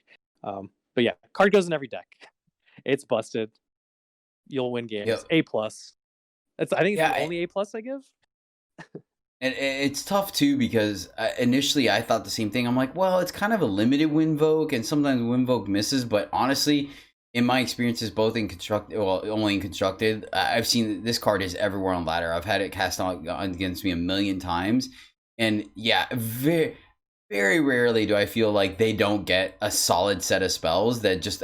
In fact, I'm almost tilting the other way. I'm like, of course you get completely relevant cards that are niche for this specific, like exactly what you needed. I'm just like, lol. Yeah, that card's really, really solid. My hits are usually like, kill a thing, or it's usually like draw, protect my site or draw some cards or whatever, and then kill a thing. It's like, but the draw card could have also been kill a thing, but I didn't need that. I killed enough things. Yeah, A+, so good. So good. Yep, so A+ for the speaking circle. If you see it, it's much like Broker, just snap it up, and much like what John said, sometimes just straight up protecting it is going to do the job. So awesome. All right, and then our final factionless card at rare is Traveler's Fair. This is a relic for 6 power. Once per turn, you may pay 6 to draw a card from your market. Give this card a D, and yes, there's a bunch of cards that put random cards in your market. Yes, this is a market-centric set, but you're paying 12 to get a card from the market. Of note as well, it just says draw the card from your market. There's no exchange, so there's a plus there. But yeah, you're paying 6 to play Traveler's Fair and then 6 to draw the card from your market. And then you still have to play the card from your market. I think this card is way too slow. I don't think it's entirely unplayable just because in a board stall, you'll have something to do with your power. So I gave it a D instead of an F. But I'm not very high on this card. I think it's just too slow. Alex, where are you at on Traveler's Fair? So it's slow but powerful. In a long game, it could be very powerful. So I gave it a C. Okay. John? And I just think it's completely unplayable. I gave it an F. All right, easy peasy. We'll meet in the middle for a D for Traveler's Fair. I don't think it's worth a slot in your deck waiting for that board stall. I mean, yes, you can design your deck to kind of do that, but I mean, what deck? You could just put something that wins the game, right? This card is So, the reason you're in a board stall. yeah. Or you're just dead because of the fact you took 2 turns off to play this and then draw a card. So Yeah, I think it's yeah. just too slow. So we'll even out at a D. We have a C, a Okay. D, and an F. So we'll even out at a D for Traveler's Fair. Yeah, I think they did a good job on 2 really great, a bad, a medium, and a great. The good, the bad, the ugly. As far as There you factless go. cards, I think they once again did a phenomenal job on this. Shout out to Direwolf and the developers for really exploring things. Overall, I'm very impressed with it. But that's going to do it for our factionless cards, and let's go ahead and power through it and go start off with our fire cards. First up is a combo piece in Constructed. With the combo being another card, it is another rare, sadly, that we'll talk about in a little bit, but it is both cards in fire, so there is a chance you could see this in limited. This is Overloader, is a 1/1 Grenadin at rare for 1 fire. When you amplify a card, you get +2 power this turn for each amplify. So of course, if the amplify is 2, you're breaking even. If the amplify is 3, it's kind of mitigating the cost a little bit. And then of course, if the amplify is 1, then you're going to end up going up on power. Of note, though, you have to amplify first, so it's not going to feed itself. It's not one of those things where it's going to pump up the amplify, because then you can go infinite. I give it a builder on C+. I think if you're kind of the amplify deck, right, it can somewhat make it to where you're not taking a turn off to amplify. But I mean, it's still 1/1 for 1. So I don't know. I think even build around C+ is a little much, but you can do some cute things with it. Of course, once again, with hardiness being one of the big enablers, you can hardiness and then still play stuff. So there's that. I don't really think there's too much to talk about this card. John, what do you think? Yeah, I'm also gave it a generous build around C+. I think otherwise it's like basically unplayable, like D-. Yeah, I mean, if you get the combo piece with Pyrotech Explosion that we'll talk about once we get to that card, then obviously you can kind of go off. But Eh, overall, too cheeky. I mean, it's just like yeah, you're basically just killing the people with your amplify stuff, and like, what are the chances that you have this in play and the amplify card, you know, to boost your power, and then something to do with that additional power, like all in the same turn. It's like it's just too many moving pieces to be good, I think. yeah. I think it's just essentially unlimited. I think it's just the minor upside of you not having to take your entire turn off to amplify, right? It Yeah, makes but like red is like, I think it's like not even in the amplify matters colors really. Like I mhm, know Dune Painter is, but like you know what I mean. Like it seems like most of the amplify matter stuff is like soldier colors, um, mhm. time primal justice, not It fire. mitigates the amplify on conflagrate a little bit. Like obviously the amplify on conflagrate is 5. So, but The issue, right, is like you have to have the 7 to begin with, like for confligate, right? Just to yeah. amplify. So like you already have 7 power. Like what are you going to do with that much more power than 7, right? With your limited deck. Hmm. Fair enough. Fair enough. Lioness is free, right? You make a bunch of 1/1s, I guess, but once again, you have to have the power for it. Um, yeah, I definitely see what you're saying. I think we're both right, and we're both kind of a little generous on it. Yeah. Alex, where are you at? I mean, if make it a 2/2 for 2, then it'd be like a okay card. I just gave it a D. It's like 1/1 for 1. Get out of here. Okay, so let's go with build around C minus. Is that meeting in the middle? Yeah. All right, build around C minus for Overloader. Next up, we have another. I don't know. I could be wrong. I haven't really looked at this card too much. It just seems a little unique and not really impactful for me. This is, what is it? Kai? No, wait. Hoju, right? Is that the Y silent? It's a made up word. I think it's also made up, but I would say Kyoju.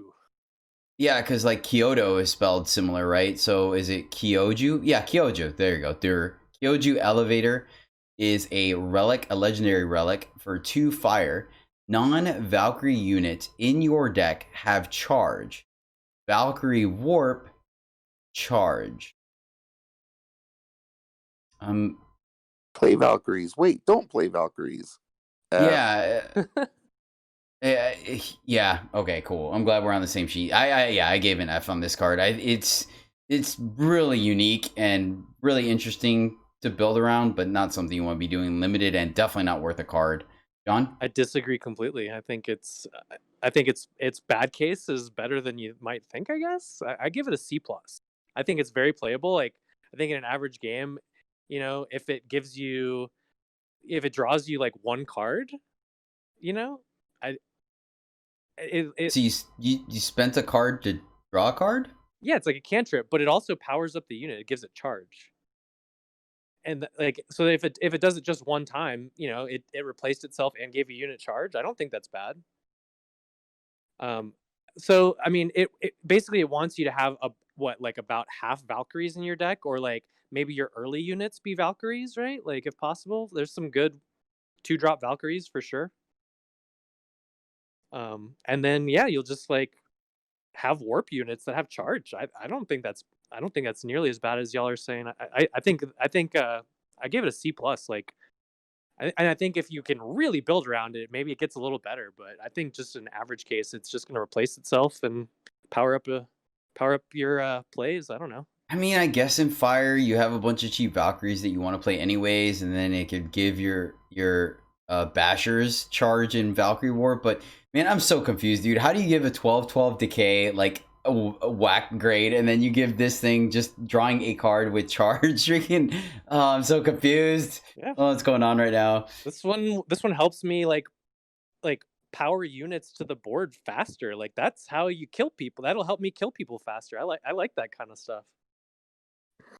Yeah, it's so awkward. I think there's a clash there. I'm kind of closer to what Alex is saying. Is just the fact that it wants you to play Valkyries, but then also play non-Valkyries. I don't know. Yeah, that's how it works. Where do you want to come?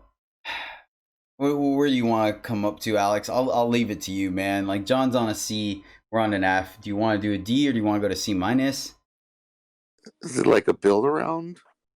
I don't think so. I mean, any fire deck has Valkyries and non-Valkyries in it in the format. That doesn't really require any building around at all. I'll have to lose to it before I think I play it. I mean, unless I'm streaming. It's a legendary, so I mean, you'll probably never even play it or play against it. I mean, I guess it is legendary for a reason, right? But I don't know. All right, we'll just defer to John on this one then. Would you say build around C, John? I said C plus, and I didn't say build around. Oh, okay. All right. Well, all right, then let's just do an even C. What do you mean build around? How do you have to build around? You don't have to do anything. Yeah, you're right. You're right. There's Valkyries and there's non-Valkyries. You're right. So you just include it. We'll give it a C. I'll go to a C. All right, so, whatever. I mean, the card still does nothing on its own. You're still paying. I mean, granted, it's 2, so it's not sacrificing a lot, but the card still does nothing on its own. So I'm gonna give it a C. Whatever. I'm gonna put my foot down. We'll give it a C for Kyoju Elevator, and we'll just see what floor this elevator stops at when we play it. Yeah, we'll revisit this one later for sure. Yeah, this might be one of the contested. I mean, it's not even gonna be a contested one because, like you said, it's a legendary. So it's gonna be such a small sample size. Sadly, until I get this card this weekend, I will report back. Fair enough. All right, next up we have D'Angelo Strong Arm. This is a 4/1 rogue for 3 fire. Entomb, play an Urn of Choking Embers on the enemy player. Urn of Choking Embers is a curse relic that every unit that your opponent play comes into play exhausted, so it can't block for the turn, and it negates charge as well. 4/1s for 3 are just fine. I give this guy a C. There's a minor upside with Urn. I've played this guy twice now, and the Urn has won me the game for exactly that. If you're the aggressive deck, and then it puts the opponent in a slightly weird spot. Most of the time, they are still going to get them off the board because it's still 4 attack, and they'll just kind of deal with the embers. Sometimes the Urn doesn't do much. Sometimes it does. So yeah, I just give him a straight C. Alex, where are you at being our resident aggressive player? I mean, I like it in an aggressive deck. I think it fits the mold perfectly. I gave it a B-. It's a 4/1, very aggressively costed body. And like you said, it's not easy to have it die. And the Urn, that can win you the game. So yeah, I'm on a B-. Yeah, it's a little awkward because it's in the 3-drop slot in a fire deck that is contended with Barricade Basher. But I mean, it works decent alongside it as well. John, where are you at? I guess I'm in the middle of you guys, right? I said C+.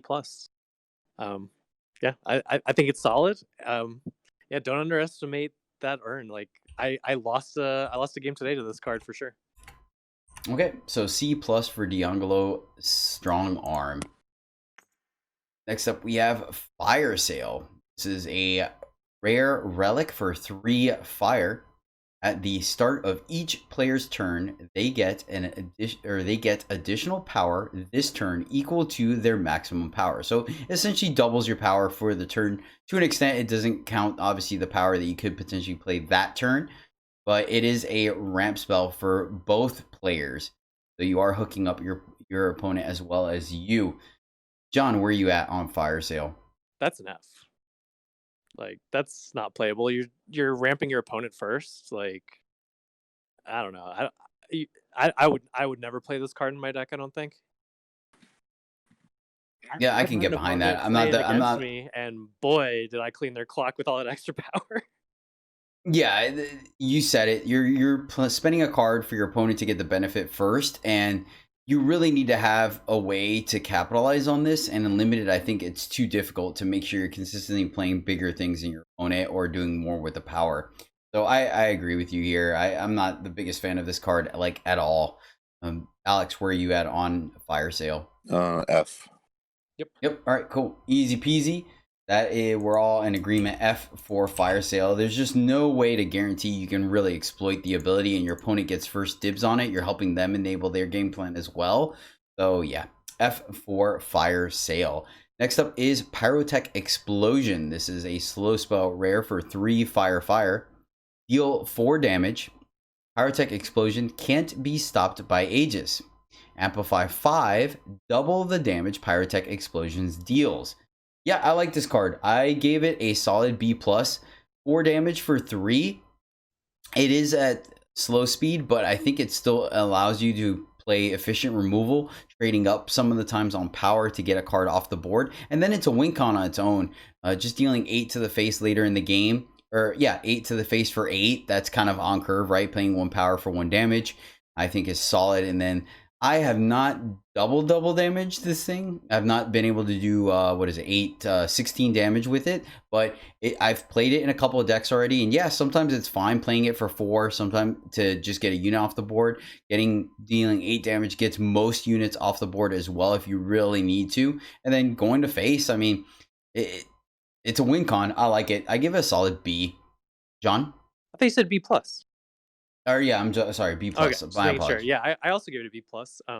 I think normally an effect like this would be like B-, B, right? Because of the damage, but no, like you said, win con in and of itself, it's just so flexible, and like that even, the 4 for 3 is like for limited. It almost feels like above rate even, right? Like it's just good all the way up.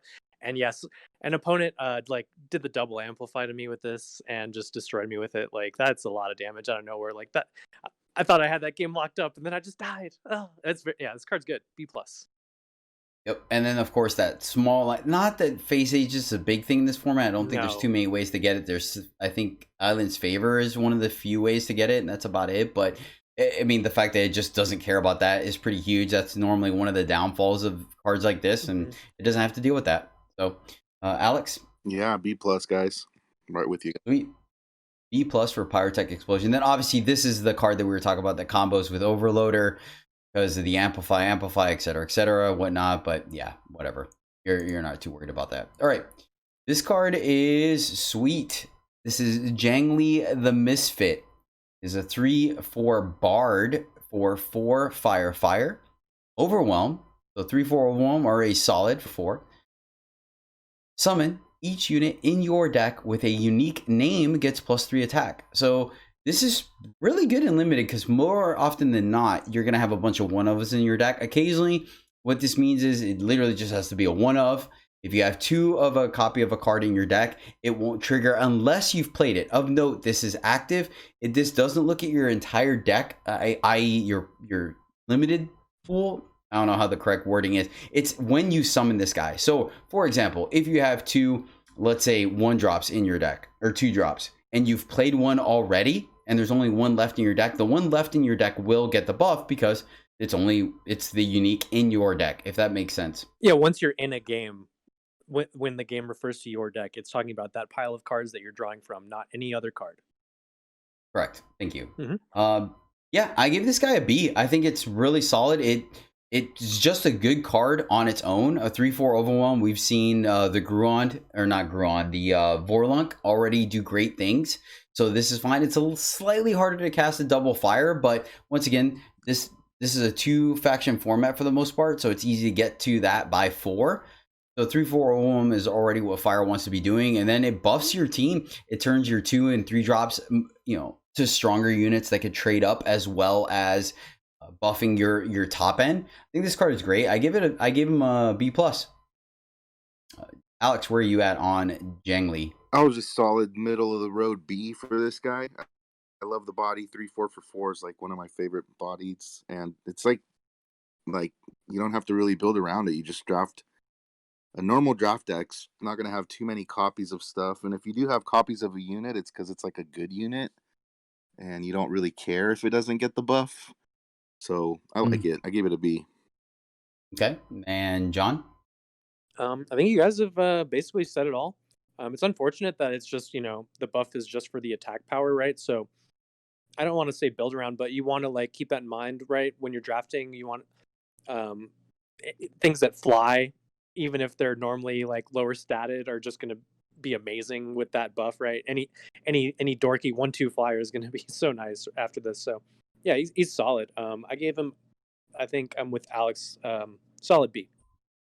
Okay, cool. I can come down, no big deal. So B for Jang Lee.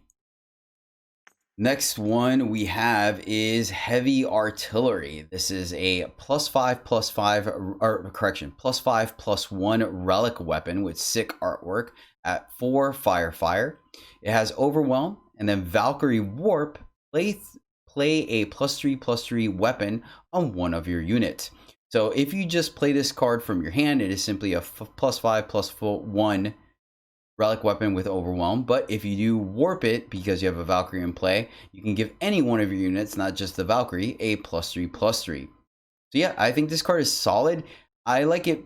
It's right there with the Magma Javelin, right? But it's better because it has 1 more attack, so it gives you extra removal. Essentially, you can kill more things, and the fact that it has Overwhelm gives you a bonus as well. So if you do have to kill some awkward smaller unit, you at least gain that damage to bleed over to the opponent. And sometimes you can draw this card. I like it. I think it's a solid C plus though, because it's not going to survive combat very often. You could be in Rakano. I don't think there's too many ways in Rakano at the moment to give yourself additional armor, but I think overall this thing has some upside. It's just a removal spell that could trade up. Most of the time it's just going to be on par, paying 4 to take a 4-drop and potentially 5-drop. It is an answer to Basher, which is kind of important as well, with some upside. So yeah, C plus for me on Heavy Artillery. John, where are you at on Heavy Artillery? Slightly higher. I think it would be a C plus for me if it didn't have the potential to warp, right? And like, I'm talking about warp just as in it's like replacing itself, but this thing like also gives like a very nice stat buff to your Valken play if it warps. Like that upside is massive actually. So because of that, I brought it up a little bit from you at a B minus. I can see that. That makes sense. Alex, where are you at? Yeah, I'm right there with John. I gave it a B minus. I like the 5 attack. It's gonna kill a lot of the relevant unit types that have 5 toughness in this format. Granted, to a little bit of damage to yourself, but sometimes you got to take a little pain. And the Valkyrie warp on this, if you get that to go off, it's just like an A, right? Like it's just great. Right. So I like it a lot. And like the Yeah. overwhelm and the 5 attack is huge because it can also deal 4 to the face if you're Yeah, you can kill someone with it Yeah. out of the blue. Yeah, like that overwhelm is real nice. Like at certain points in the game, that this can be like the reach that you were looking for.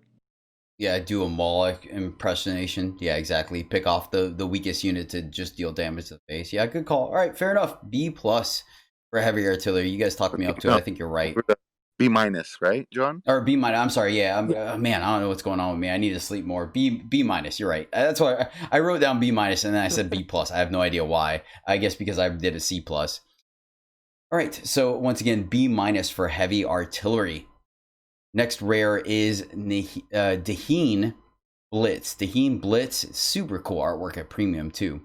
Is a Valkyrie for a 5/3 Valkyrie for 5 triple fire, flying, charge, ultimate, pay 3 to draw a fire weapon from your market. So a couple of things here real quick. It does just straight up draw you the card from, or the weapon from your market, so you don't have to exchange a card. So that's nice.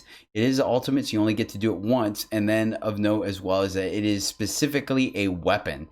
So it has to be a fire weapon, either a weapon or relic weapon, but a fire one nonetheless, and it has to be a weapon. So no units or relics or spells.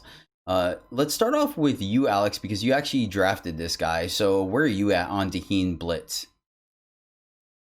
I mean, I have it at a rock solid A. I don't think that's too crazy. 5/3 at charge speed, just out of nowhere, out of the air, with random, weapon synergy out of your market. This guy's great. I gave it an A. Okay, all right, nice. Did you come across any issues with the triple fire influence?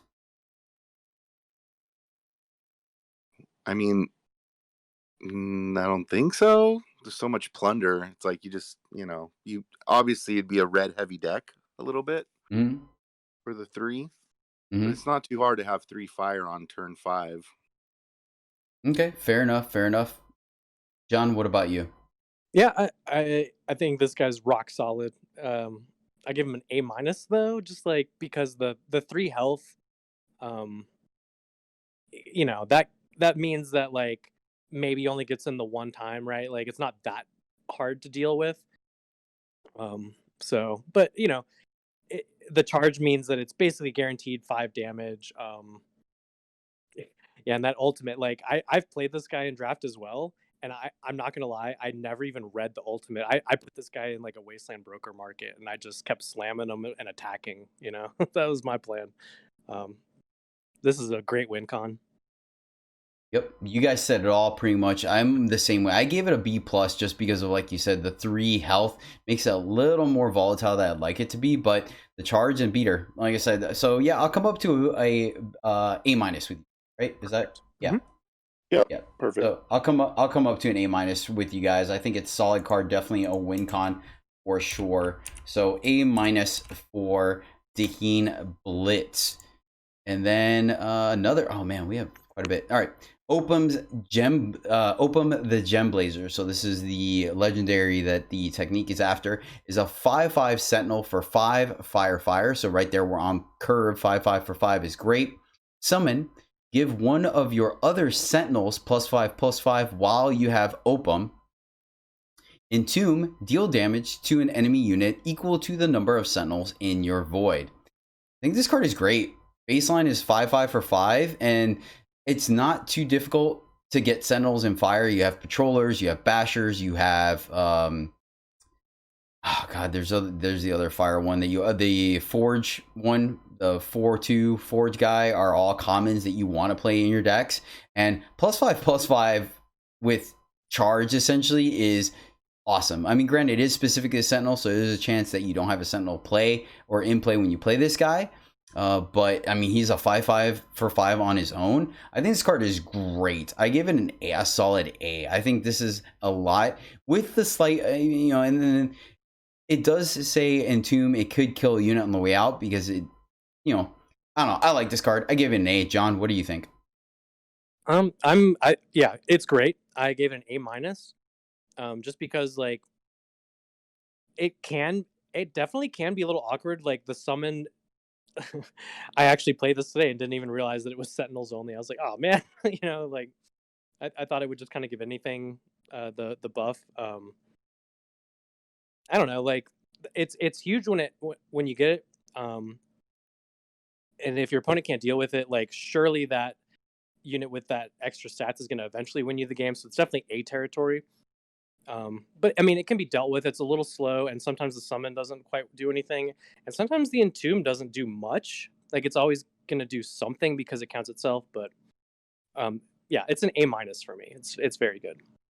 Yeah, I can see that. I think this card is completely busted in Rakano as well because of the fact that you have the gatekeeper that just doubling its stats when it has a +5/+5 is sick, and then you also have the street side monitor, which is a sentinel that flies. Yeah. Oh gosh, like the evasion is more important, right? Because like the gatekeeper, it does, it's still just gonna get chumped or whatever, right? That's yeah.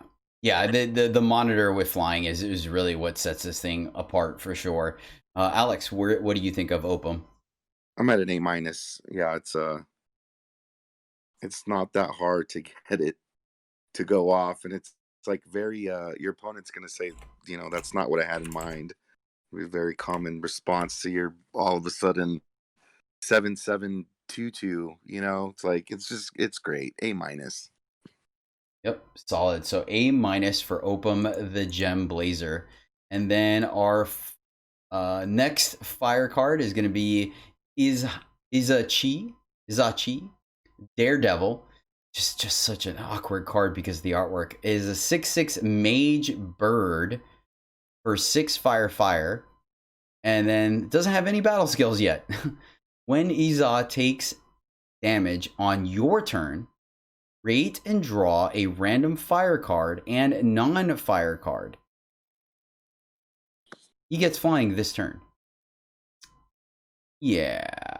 Once again, defer to you, Alex. You've got a chance to play with this guy. There is burst, Ruinous Burst in the format. There is Hub. Well, Ruinous Burst discovered actually doesn't work with this guy because it's 2 enemy units.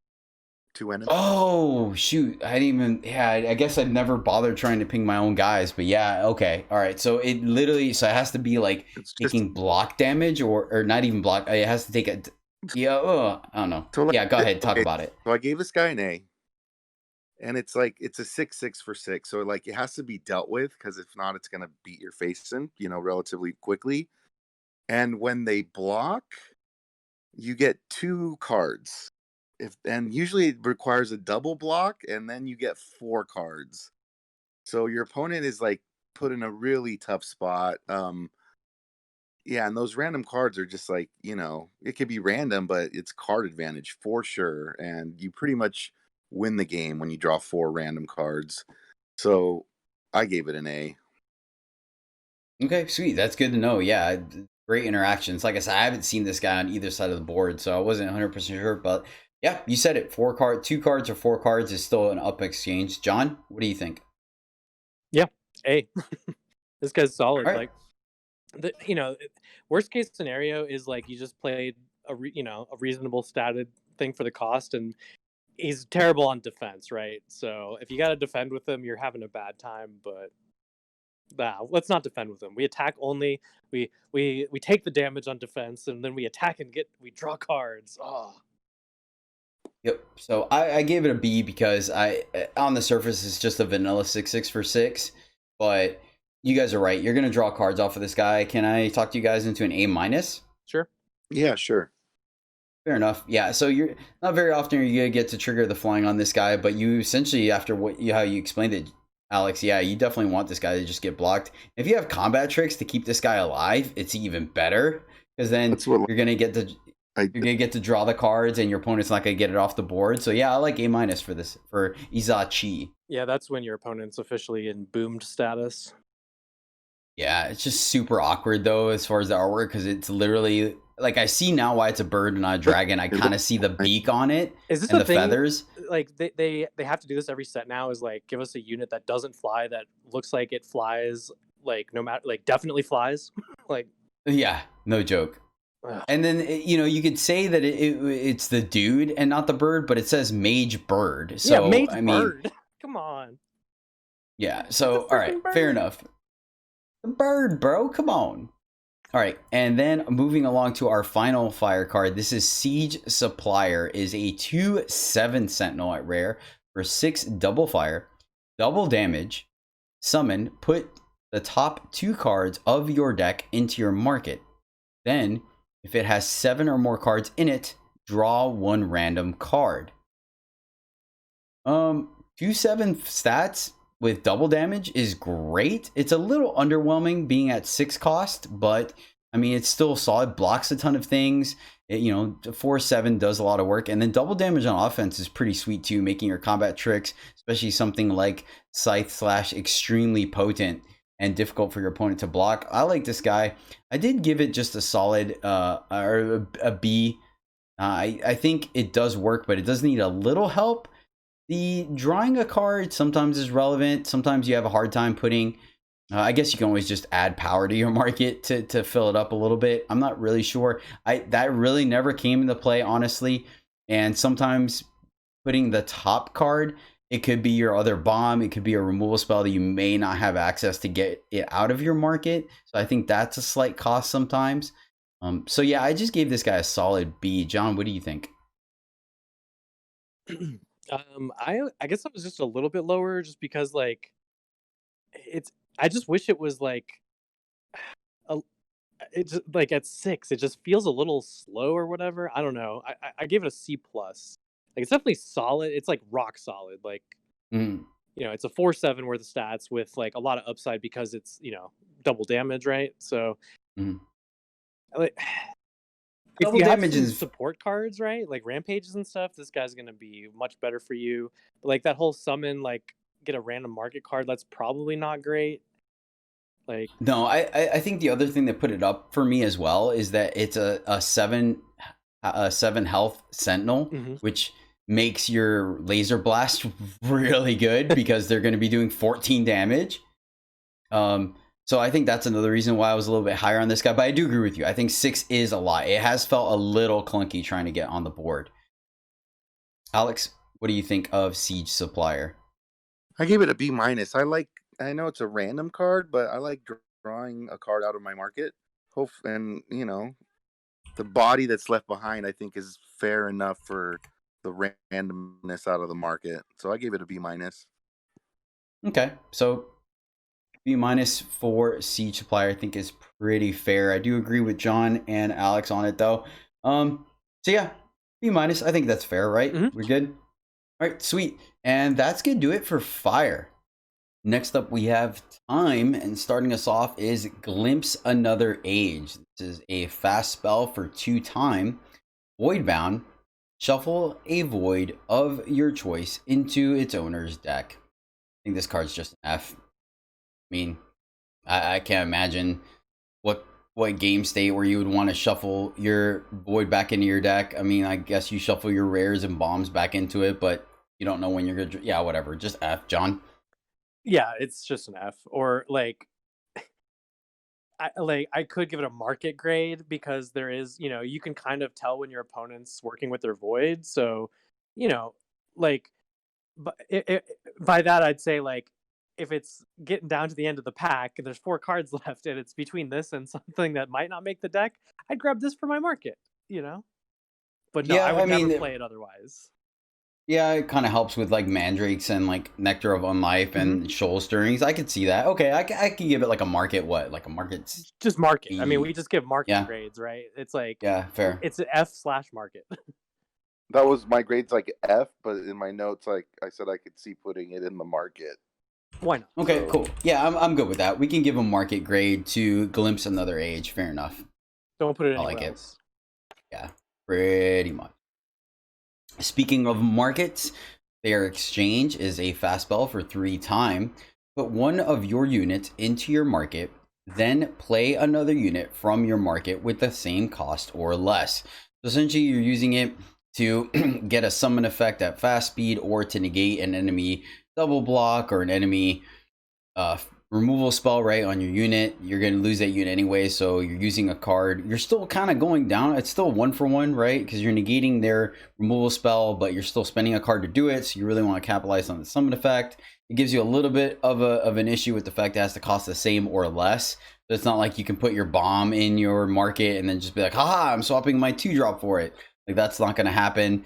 It's a little awkward with things like Shoal Dredger, right, because that makes it cheaper. So I don't know.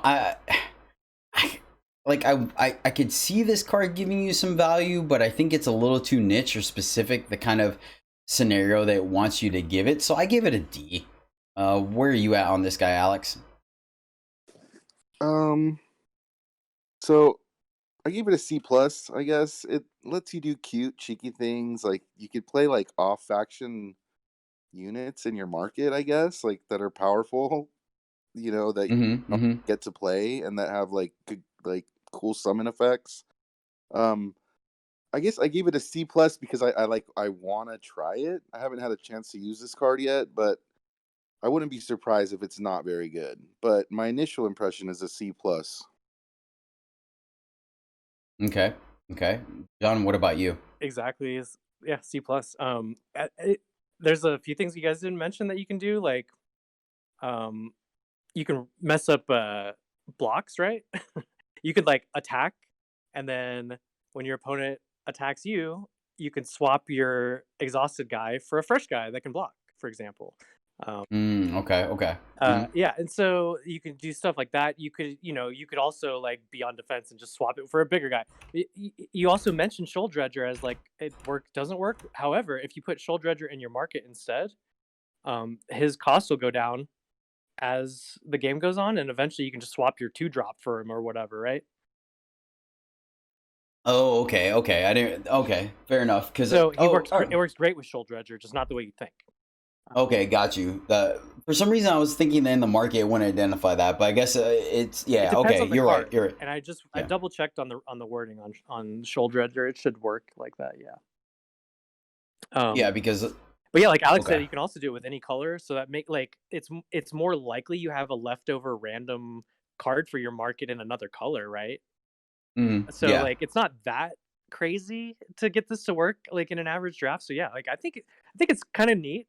You can make it good for sure, but I think average case it's still going to be okay. I think yeah, C plus I think is a fair rating for fair exchange. Okay. Fair enough. Then I will come up to a C plus for fair exchange.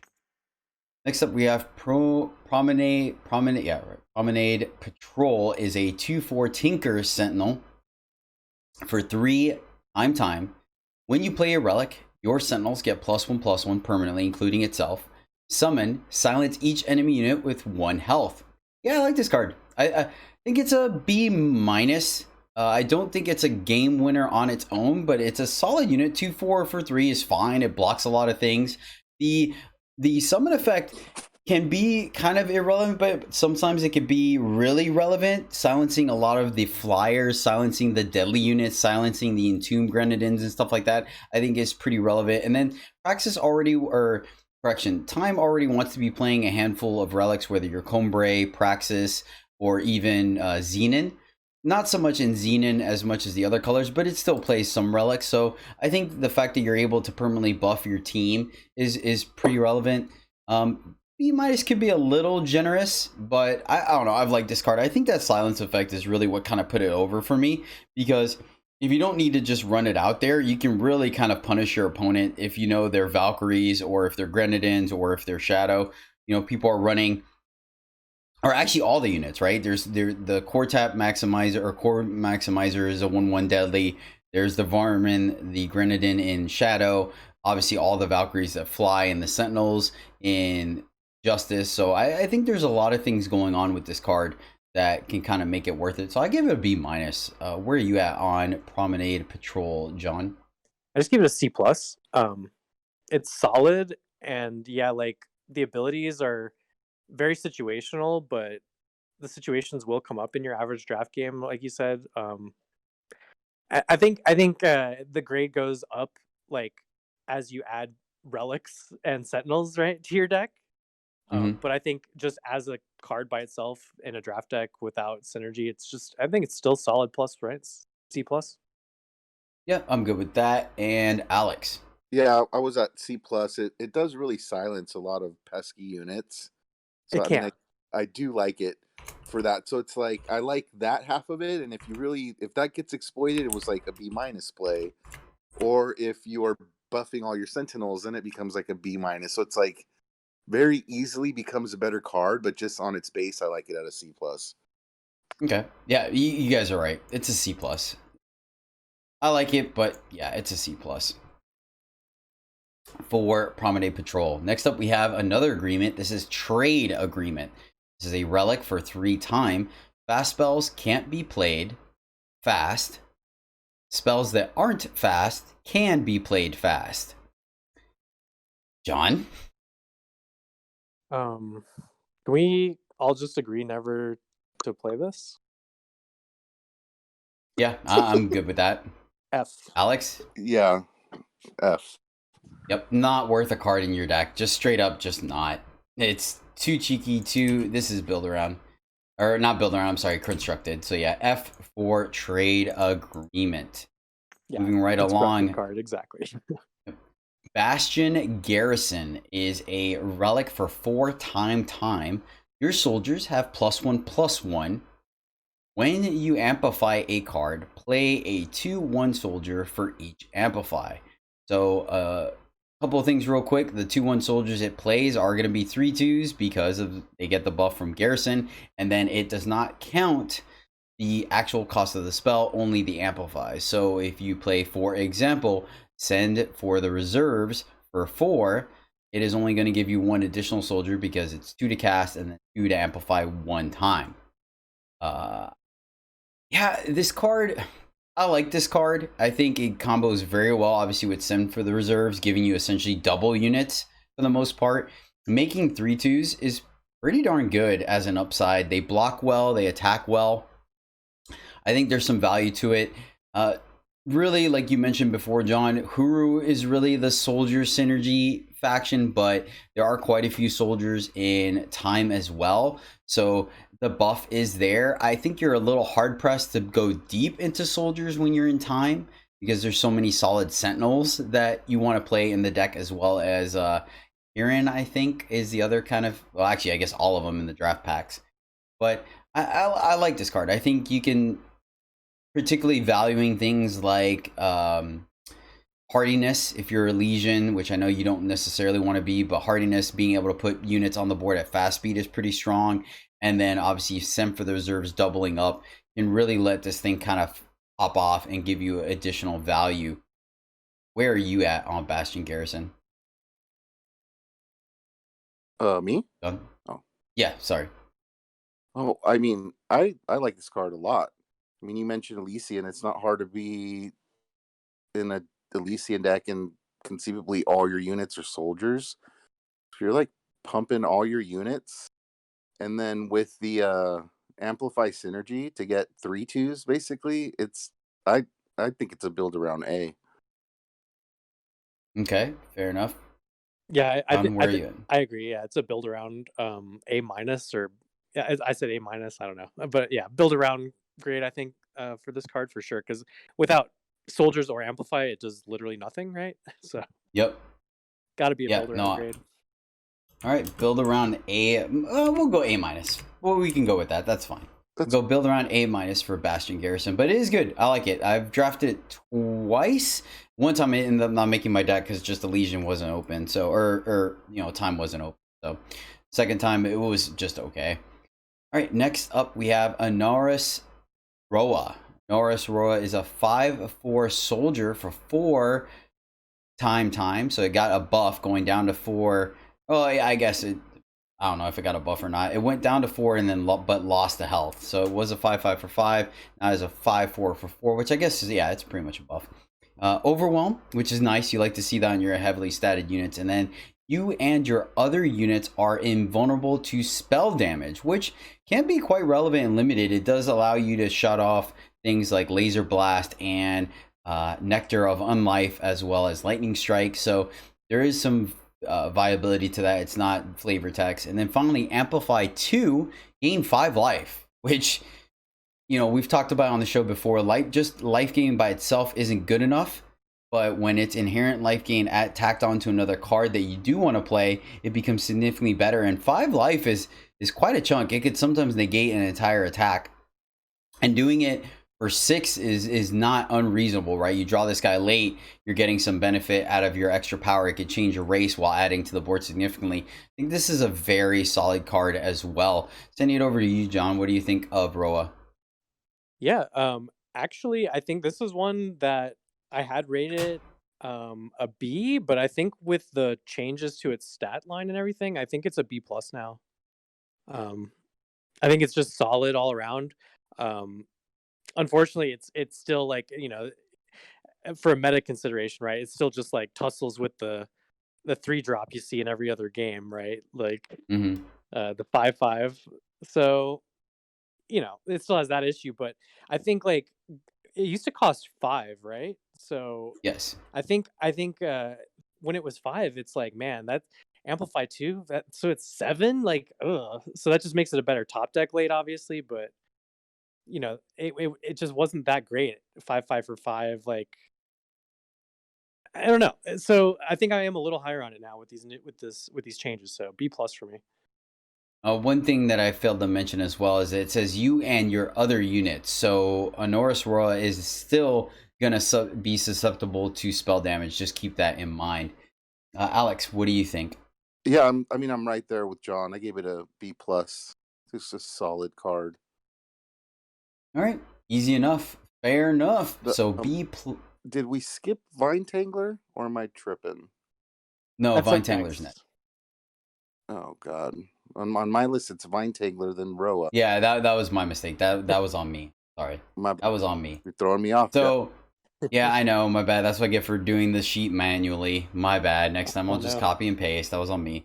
So, all right, fair enough. That is B plus for Honoris Roa. Next up, we have Vine Entangler. This is a 2/4 Mandrake for 4 time. When you play an ultimate ability, doesn't matter if it's on a Mandrake or not, play a 3/3 Mandrake. So already getting some additional Mandrake value there and synergy like Mandrakes do. Ultimate, pay 7 to give your Mandrakes +1 attack and killer. So this means that if you pay 7 with Vine Tangler, you will make a 3/3 Mandrake because that is an ultimate, and then it will buff all your Mandrakes with the +1 attack and killer. So you will have a 4/3 killer for free, as well as Vine Tangler becoming a 3/4 killer, and any other subsequent Mandrakes that you have on the board. I think this card is great. It takes a little bit of work, don't get me wrong, for sure, and it's a little understated at a 2/4 for 4, but the inherent value that this thing can give you if it sticks around is just so powerful, being potential removal spells, giving you additional units with a relevant unit type. I think this card is very strong. Alex, what do you think of Vine Tangler? So if your opponent is doing the ultimate, it's pretty much GG. So like if you get to that point, that this card is great. Assuming it's in the proper deck, which is a Mandrake deck. It's a great payoff for Mandrakes. It's a little understated, so it does sit out there kind of vulnerable for, a turn or two until you could do the main payoff. So I like it at a B minus. Okay. John, what's your impression of Vine Tangler? Yeah, basically what Alex said, but I just rated it slightly higher at a B. Because yeah, like you guys touched on it, it's like somewhat anemic stat line, and the fact that like because the ultimate is 7, it basically has to stick around for a turn. You're not many draft games get to you with, with 11 power, so you can play it and do it on the same turn, right? But like obviously any deck, the more mandrakes and things you have like on the board, like the better this gets.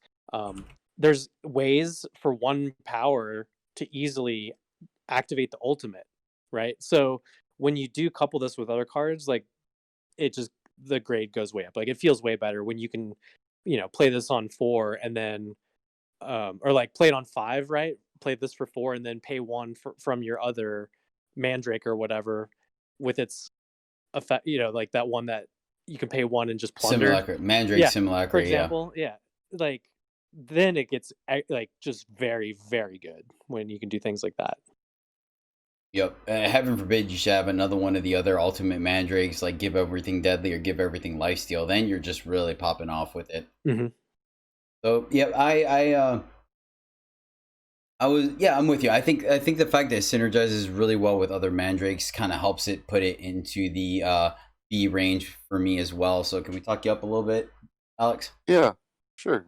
All right, fair enough. No problem. Vine Tangler, you are a solid B. Moving right along, we have Ayer, Ageless Behemoth. Ayer. Sure, now I go with whatever. Ayer, Ageless Behemoth is a 7/7 beast for 6 time. When Ayer hits the enemy player, draw all power from the top 10 cards of your deck. Bottom the rest. If the enemy player makes you discard Ayer, play it from your void. I think this card is I think it's solid.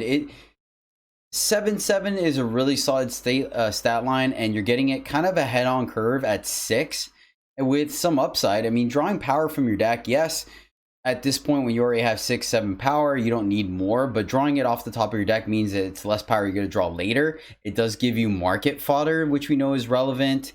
It allows you to keep hitting your power draws to get you up to the point where you're playing 2, maybe even 3 spells a turn.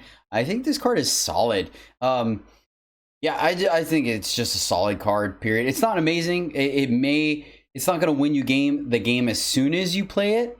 So that's a thing as well. But overall, I think this card is pretty good on the surface. What do you think about it, Alex? Yeah, I mean, it's a big dork, right? It doesn't have any evasion on its own, but it's still a good body that tussles with pretty much everything. So I gave it a B+. Yeah, it does a good job of stabilizing you when you play it. Your opponent definitely has to come up with something to deal with it for sure. John, what's your impression here? I'm right there with you guys. B+ works for me. Okay. So I guess we'll average out a B because I went with a B-, just because it doesn't have any battle skills that are relevant. So, it's exactly like you said. It's a big dumb dork. So I really wanted to do a little bit more. So let's just go ahead and average it out at a B for Ayer the Aegis Behemoth. I really wanted to do just a scotch more. You can give it charge, getting it out of the market with the speed grafter. Now you're talking. All right. Next up, we have Send an Envoy. This is a spell for 6 triple time. Play a 5/5 Skyguard Sentinel exhausted. So a little bit worse than just straight up playing a Skyguard because it's the same cost and it's a 5/5, but this one's coming in exhausted. But there's more. Amplify. Play a power card from your hand depleted to play an additional Sentinel exhausted. So what's the gameplay here, right? Like when you keep this, you have this in your deck, so you're sandbag a power or 2 once you get up to 6, so you can really get your value for it. Like I don't think that's costing you too much, right? It's not like you're trying to sandbag a power at 4 or 5. By the time you get to 6, you can play most things in your deck. It is a little slow because it is a slow spell, so you can't do it on your opponent's EOT to surprise attack them, and then you are taking that turn off because the Sentinels do come into play depleted. So that's a little interesting. I'm not quite sure. I feel like you're still pretty happy to have this card in your deck. And I think the power level is definitely there. John, what do you think about Send an Envoy? I think you're spot on. the description, like it does cost the same, right, for a Skyguard Sentinel. So it's like you said, the only real difference is just the exhausted and the fact that it's triple time, right? Um, I think this spell gets a lot better if you have some ramp, right? Because when you're ramping, then you're probably going to have excess power more easily.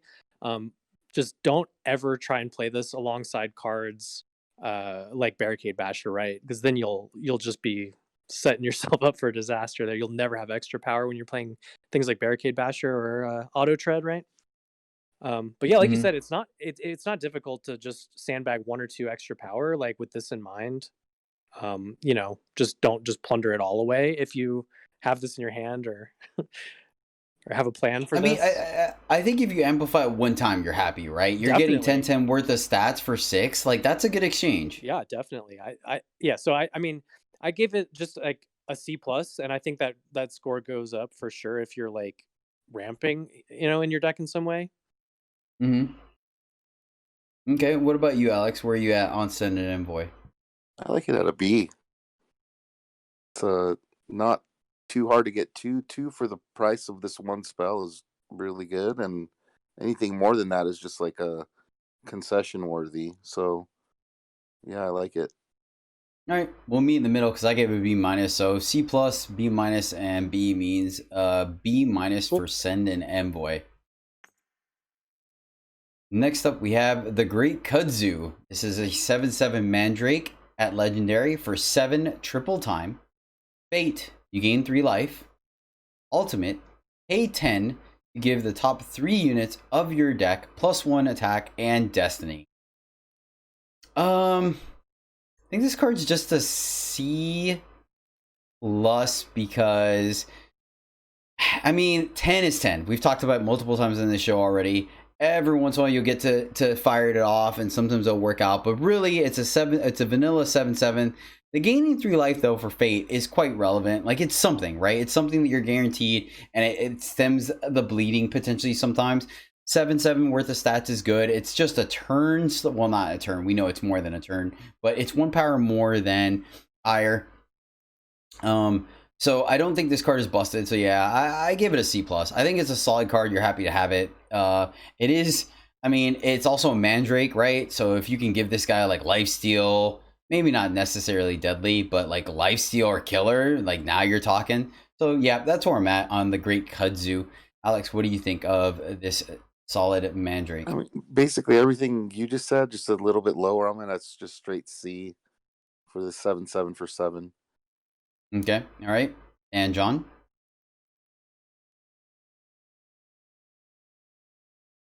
I think you might be muted, bud. Man, I'm sorry. Yeah, I was. I'm a little higher on this guy. Like I think it's more like a B. Um, I think that stat line is hard to come by in this format. Um, and like it's not that like you don't even have to play it to get value. Like the Fate gain 3, that's definitely relevant in a game of limited. Um, what I really want to Yeah, but what I really want to it's do not busted either, though, right? is what? It's not busted either, though, right? Like, Oh 3 no. life can sometimes make a difference, and sometimes it can do absolutely nothing as I well. mean, if you do it like within the first, you know, 5-6 turns, right? Like that basically buys you a turn if you're not doing anything else. Like it negates like an attack in the early game, 3 life. Hmm. So, but it's a Mandrake, which is the key because there's like uncommon Mandrake um reanimation and things like that. So if you can like draw this guy and then discard him and then just plan on playing him from the void or something, then you're really feeling great. Like I think there's a lot of upside here, and just a 7/7 for 7 is hard to come by in the format. And so like as long as you're prepared to be that mid range or late game deck, I think you're happy to play this guy. The problem I have too is that, like I said, like 7 is not 6, right? 6 you can somewhat play on curve, and even then you're really talking about that like turn 7, maybe being realistic, you're gonna miss a power drop somewhere in there. 7 is a little bit more. You are in time, so you have some ramp as well that we've mentioned a couple of times on the show in various ways. So there's that, but yeah, I don't know. I don't think this guy does enough to pull me into the B range. Can we talk you down to a C plus? Sure. All right, fair enough. So C plus for the Great Kudzu. Solid card. It's going to be doing some things, no doubt about it, but we'll see how good of the things that it's going to be doing works out. I do agree. If you can play it, the Mandrake is probably one of the more relevant unit types just because of the way the Mandrakes work. All right, more big things coming from Time in the form of Room First Constructor. This is a 10/10 Sentinel at Legendary for 8 triple time. You can play relics from your market. That's it. You just play them straight up. Just there's a relic in your market, you play it. Ta-da! No power involved. It's just glorious. Or wait, actually, I don't know. Do you have to pay the power cost? Yeah, yeah, of course. Yeah. Okay. Fair enough. Just wanted to double check. Slightly jumped the gun on that one. Where you have this guy in a draft? Where are you at on Room? Yeah. I mean, the issue with Room is definitely just the fact that it costs 8. So you want to be like ramping to it ideally in some way, but if you can get to 8, like a 10/10 is the biggest thing possible, basically. So I think he's solid. Um, and like the fact that it can play relics from your market means that you know if he doesn't just win the game, like hopefully you had some relics. Like I I have like an off color relic to go with him, right? Like I have free ways to generate off colors, like the soldiers, for example. So like I can play those in the late game, like for some niche effects that I wouldn't otherwise want, or like it can let you play relic weapons, right? So it basically says you can play removal from your market as well. So it's pretty solid. The only issue is just the cost, right? So I think I don't want to be just too high on it because of that. I give it a B minus. Man, I see. I feel like that's a little too high only because of the fact, actually, not only, but one, 8 is a lot. And then 2, yes, it's 10/10, but it has literally no battle skills on it, like at all. And we just saw a card that lets play 10/10 worth of stats, granted across 2 bodies, but for 6. So Well, maybe technically 7 if you count the power you're discarding. I mean, maybe I've actually drafted twice because of the bot drafts or whatever. Like I had a main deck and it was a little worse, but like in my current one, I have it in the market and I just grab it with Speed Grafter and give it charge. It's really good as a 10/10 with charge. Let me tell you. Mm-hmm. Okay, Alex, what do you think of Room? Seems more like middle of the road to me. Like the 10/10 for 8 is pretty. Granted, if it comes out, yes, it's a big body. Opponent's gonna have to deal with it. But getting the 8 is the issue. So unless you're dedicated to getting to 8, it could be a tough sell for me. I like it at a C. All right, so 2 C's and a B. So let's go C plus for Room. All right. I think that's fair. Yeah, We'll it's go all C that plus. cost bringing him down. That's Yeah, it really is. Like, I mean, that's definitely not a cheap. That cost comes at a cost, and that's Time. So easy enough. Some powerful things going on overall. Not too many falters there. So Time is looking good. Yeah, easy enough. Easy peasy, lemon squeezy. So next up, that takes us into Justice. Justice, we have Builder's Decree. This is a spell for 1 Justice. Choose a non-power card from the enemy player's hand. They can't play cards with that name for 2 turns. Amplify 4. Play a Sentinel with attack and health equal to your maximum power. John, what do you think of Builder's Decree? I like this card a lot. It's man, it's so solid. Um, I feel like you basically like you consider it to be like a 5 cost thing, right? Like you're really not gonna do it. You're never just gonna play it for 1, unless unless you're like you're trying to do some attack and you're just like want to make 100% sure that you're not gonna get blown out or something, right? Just to take a peek at their hand. I think that's the only time you'd ever play it without getting the Sentinel. But like, so it makes a 5/5 for 5 basically, right? So that's sweet already. Like that's on rate. But like when you do that, you get to like have perfect information about what the opponent has in their hand. Oh my gosh, that is a powerful effect. So I gave this a B plus. Like this card a lot. Yeah, a baseline 5/5 for 5 is always solid, and then if you could play this thing for 9, you're getting 2 9/9s. Oh man, No. It that's it just plays one, right? One Oh, play nine. Ascent with my. Oh, you're right. You're right. I'm sorry. You're right. You're correct. I apologize. I stand corrected. What? I'm trying to think. No, What I think you, man, play Ascent you are with? No, right. no. Yeah, I've I never am. gotten it that high. I've just never. No, Yeah. well, that's right. No, because it happened to me. A opponent played it on me for 9, and they and it was, oh man, it was so annoying because I had the I forgot what the spell's called, but the one that's like pay 5 and then amplify 1 plus exhausted grenadin to make a 5/5 Infernus. Mhm. And I was like, the next turn, I was literally going to kill them. They attacked, and I was like doing the math. I was like, okay, I can make enough 5/5s with charge to kill them now. And then after they attacked, they played this on me for 9, stopping me from playing the Infernus spell and creating 2 9/9s. I was like, oh my god. So yeah, just a 5/5 for 5 that could stun a removal spell is really solid. Like all the things you mentioned, and then yeah, if you can do this thing for 9, adding 2 9/9s to the board on one card, like all right. So yeah, I'm high on this card as well. Alex, what do you think? Yeah, like so this effect, there's some spells that do stuff like this, and I don't generally like it, or some relics that delay a spell coming out, or but getting a body, so it's like play a 5/5 and do that. Yeah, sign me up. I like it for a solid B. All right, fair enough. So Builder's Decree, you get a solid B. Did you say Yeah, I B think as this- well, Jedi? Yeah. I was on a B as well. Were you on I B? mean, just a 5/5 for 5 that essentially gets a little bit of extra value. That's good enough. Like we're all running the Okessa's audience that gives us a 5/5 for 5 with like the installment plan, so this is right there with it, I think. And then it's Injustice that gives you the amplify synergies as well, etc., etc. Yeah, I like that card. Cool. All right, next up, I have yet to see this card like at all. I Really, didn't even I've know it was a drafted it rare. 3 times already. Really, no kidding. Yeah. All right, interesting. So Patroller's Glaive is a +1/+1 weapon for 2 Justice, Amplify 2, +2/+2, Valkyrie Warp, Plunder. So overall, no one part of this is extremely busted, but the sum of parts I think makes it really good.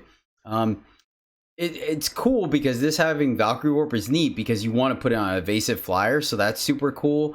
And then just being solid, I mean, it's pretty underwhelming for 2, right? Just giving the +1/+1, unless you can get the plunder. But as soon as you can pay this thing for 4 and it's a +3/+3, now you're on curve and even a little bit better because of like Rail Driver is +3/+3 for 5.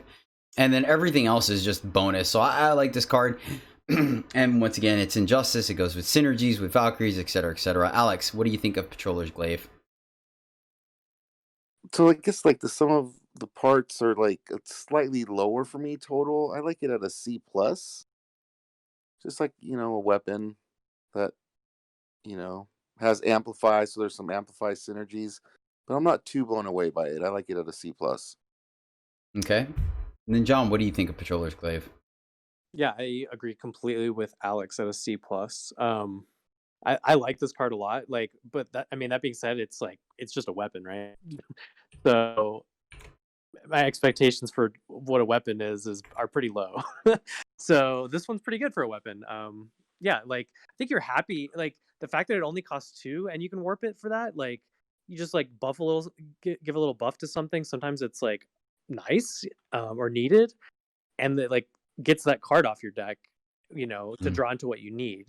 But like I think for the most part, you're just like so happy playing this for 4. I played, like I said, I've drafted this a few times already, and the vast majority of the time, I just like slap the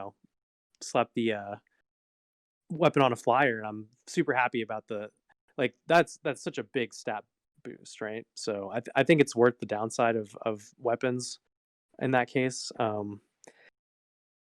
The plunder I haven't really found to be very useful on this, compared to other things with plunder. So doesn't really get much points for me for that, but it's there. It could come in handy. Yeah, I like the fact that this card is just good all the way up the curve. Anywhere at any point in the game when you draw it, you're happy to play it and kind of dump your power into it. It can upgrade your like 2 and 3 drops and whatnot. So yeah, I'm on a C plus as well with this card because, like you guys said, it is a weapon. So you're opening yourself up to a 2-for-1. You do have to have a unit to put it on. So C plus for Patroller's Glaive. Moving right along, next up, oh gosh, I've lost this card. I'm going to try not to be biased, but man, I've lost this card. And then the one time I drafted it, it did poop for me. Forge Sanitizer is a 1/1 Sentinel for 3 Justice as regen. But here's the kicker. +4/+4 and flying while there's a non-weapon relic in your void. So both times I've lost this card, they played Okessa's on 1. They sacked the Okessa's audience on 2, and then they played this guy as a 5/5 flying regen for 3. And I'm like, I have no way of answering this. I give this card a B- because I think it can win the game in short order, and even drawing it late, as long as you can make it a 5/5 flyer with regen, that is amazing in this format. That being said, though, like I said, the one time I drafted it, it spent a good amount of time just being a 1/1 regen. Womp womp. So I think the ceiling is very high on this card, but the floor is kind of down there as well, because obviously a 1/1, even with regen, isn't going to be doing a lot of trading and whatnot. So yeah, I'm on a B- for Forge Sanitizer. John, what do you think? I think it's a build around grade for this card, and I give it a build around B+. I don't think it's that hard to make this always be a 5/5 regen flying. If it's a build around, I've played this card a few times and it's amazing. And like, yeah, I prioritized a few wonky relics just to make sure this thing was gonna be a win con, and it does its job. It's real good. And I don't think you would ever want to put this in your deck as just a 1/1 regen for 3. So I don't think I would ever do that. I don't recommend it. So yeah, build around grade for me. Okay. Then Alex? So I had it with your grade B-. I didn't really think about the build around grade, but I have put it in my market a lot and then pulled it out when I knew it was going to be the 5/5 version, So I mean, it's if it's a 5/5 for 3, it's amazing and just broken. So I mean, it's somewhere. It's got to be in the B range somehow. Yeah, I don't like. I definitely vouch for what you mean as far as build around, John. But at the same time, I feel like there's enough relics that just inherently want to sacrifice themselves that you want to put in your deck. I obviously Okessa's audience, but both the Arcane or the Amber Lock and the one I think is the weakest, Munitions works with this card. The one I think is the weakest is the Overcharger, the Justice one. But it is cheap to do, right? You can pay 3 to put +2/+2 and then 1 more to sack it. That Overcharger has been really good for me this week. I think I may have underestimated that card in our set review last time. Oh, really? Yeah. That's the +2 relic, Yeah. The +2 for 2 and then +2 for 1. It's been in a few 7-win decks for me today. Oh, nice. Okay. I liked it initially, but that was during the preview event. I haven't used it as much in the actual format. So in the preview event, I don't remember why, but it was just doing a ton of work for me. But maybe I was just putting out a bunch of Berserk units or whatnot. I did a really neat Argenport builder, Argenport attachment deck earlier. Gotcha. I think there was a Forge Sanitizer in it. All right, so if you had to come off of the builder ground grade, where would you be at, John? As a 1/1 regen, it's whack. I mean, I just would never play it in a deck. All right, so what do we want to do on a grade, Alex? I think this one needs a build around grade. All right, build around. What'd you give it? What was your build around? I said B+, and you guys are saying B-. Well, no, I mean, if it's a build around, then it's even better. It's B+ for sure, because it's, if you can facilitate it, yeah. I mean, it's even maybe. I think if your deck is questionable whether it's gonna have a relic in the void, I think you want it in the market. You just don't want to play it in, right? It's just gonna be so bad in so many situations. All right, build around B for Forge Sanitizer. We'll just slap something on it and move on. Because then we're talking market grade and build around grade, and Yeah. No, All it's right, this one's build gonna be an around easy. Yeah, build around B. All right, this one's gonna be super easy. Learn the Truth is a spell for 3 justice. One of your units becomes awakened. Each unit in your market gets that unit's plus health and strength, and becomes awakened. Yeah, I mean, you just don't play it. F. Anyone have anything else to add about it? Learn that you opened a bad rare. Sorry. Yeah, exactly. I said the truth is you just wasted a card. Yep, fair enough. All right, easy peasy lemon squeezy. F for learned the truth. Moving right along, partnership agreement is a relic for 3 justice. At the start of each player's turn, they create and play a justice sigil. So much like all the other agreements, you're spending a card for your opponent to get first dibs on the benefit of it. And it's ramp, but it's ramp for both of you. It can prevent your opponent from being power screwed, and it lets them facilitate their stuff. This is just another F. You don't want to run this. Alex? Yeah, that's a back-to-back F. John? We all agree. F. All right, we are all in agreement. F for partnership agreement. All right, moving along to the other site in the format, which is fantastic. Just play this card, Lord Styre's Tower. It is a site with 2 durability, 4 justice cost, Valkyrie Warp. You may advance Rhoda's agenda an additional time this turn. So if you play the site normally, you get to trigger pick one of the 3 spells to move forward the agenda. If you warp this card through Valkyrie Warp, i.e. you have a Valkyrie in play, you will be able to do one immediately when it plays, and then you can and it is a may, so you can choose not to do it if you don't want to. But you can also click the site again to select a second spell to cast that turn, pushing the agenda forward. Rhoda's agenda is Styre's Beckoning, which is the 2/1/1 Valkyries with flying. Curfew Enforcement. Enemy units get a permanent -1 health, or correction, -1 attack, and then amplify 1. Exhaust a Valkyrie to give enemy units -1 additional -1 attack. Oh man, my words. And then finally, Ironclad Oath. Give one of your units +4/+4 this turn. You gain 1 armor for each of your Valkyrie. And then finally, Rhoda Styre's Adjutant is a flying endurance Valkyrie for 7.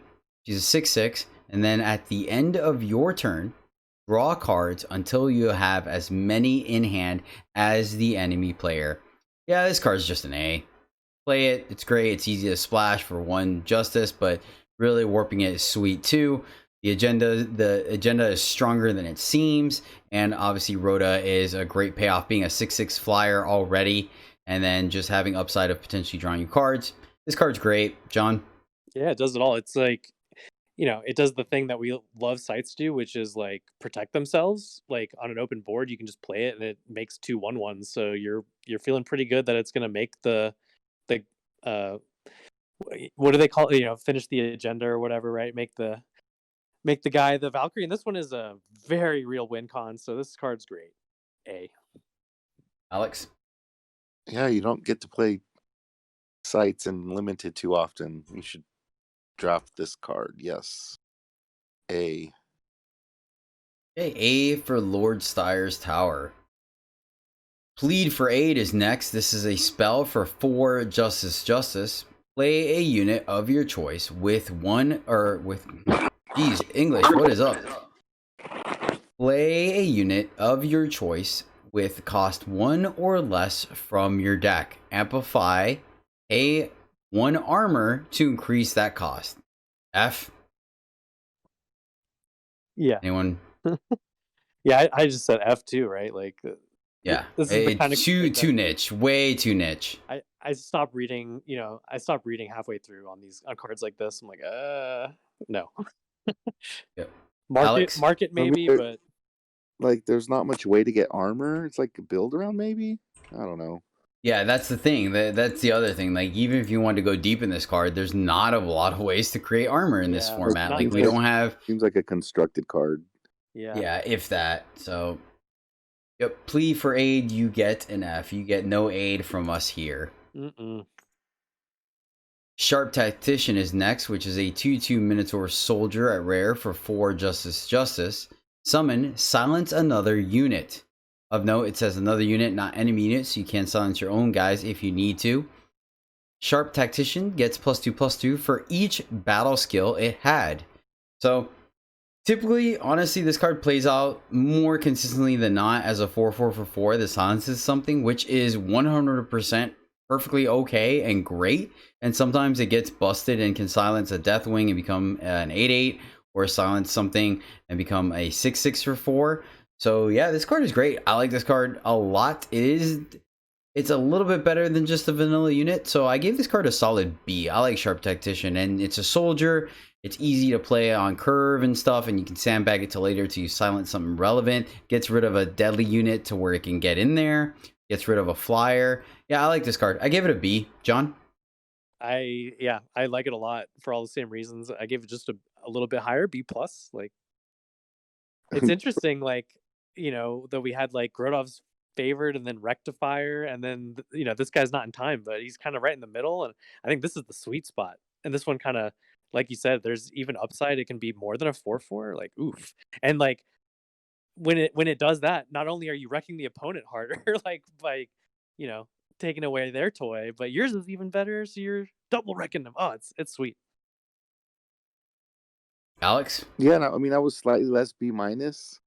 So, I mean, I guess just a rock solid B, right? Yep. Rock solid B for Sharp Tactician. All right, Legendary Soldier in the form of Argo Ironthorn is next. She is a 3/3 for 5 Justice.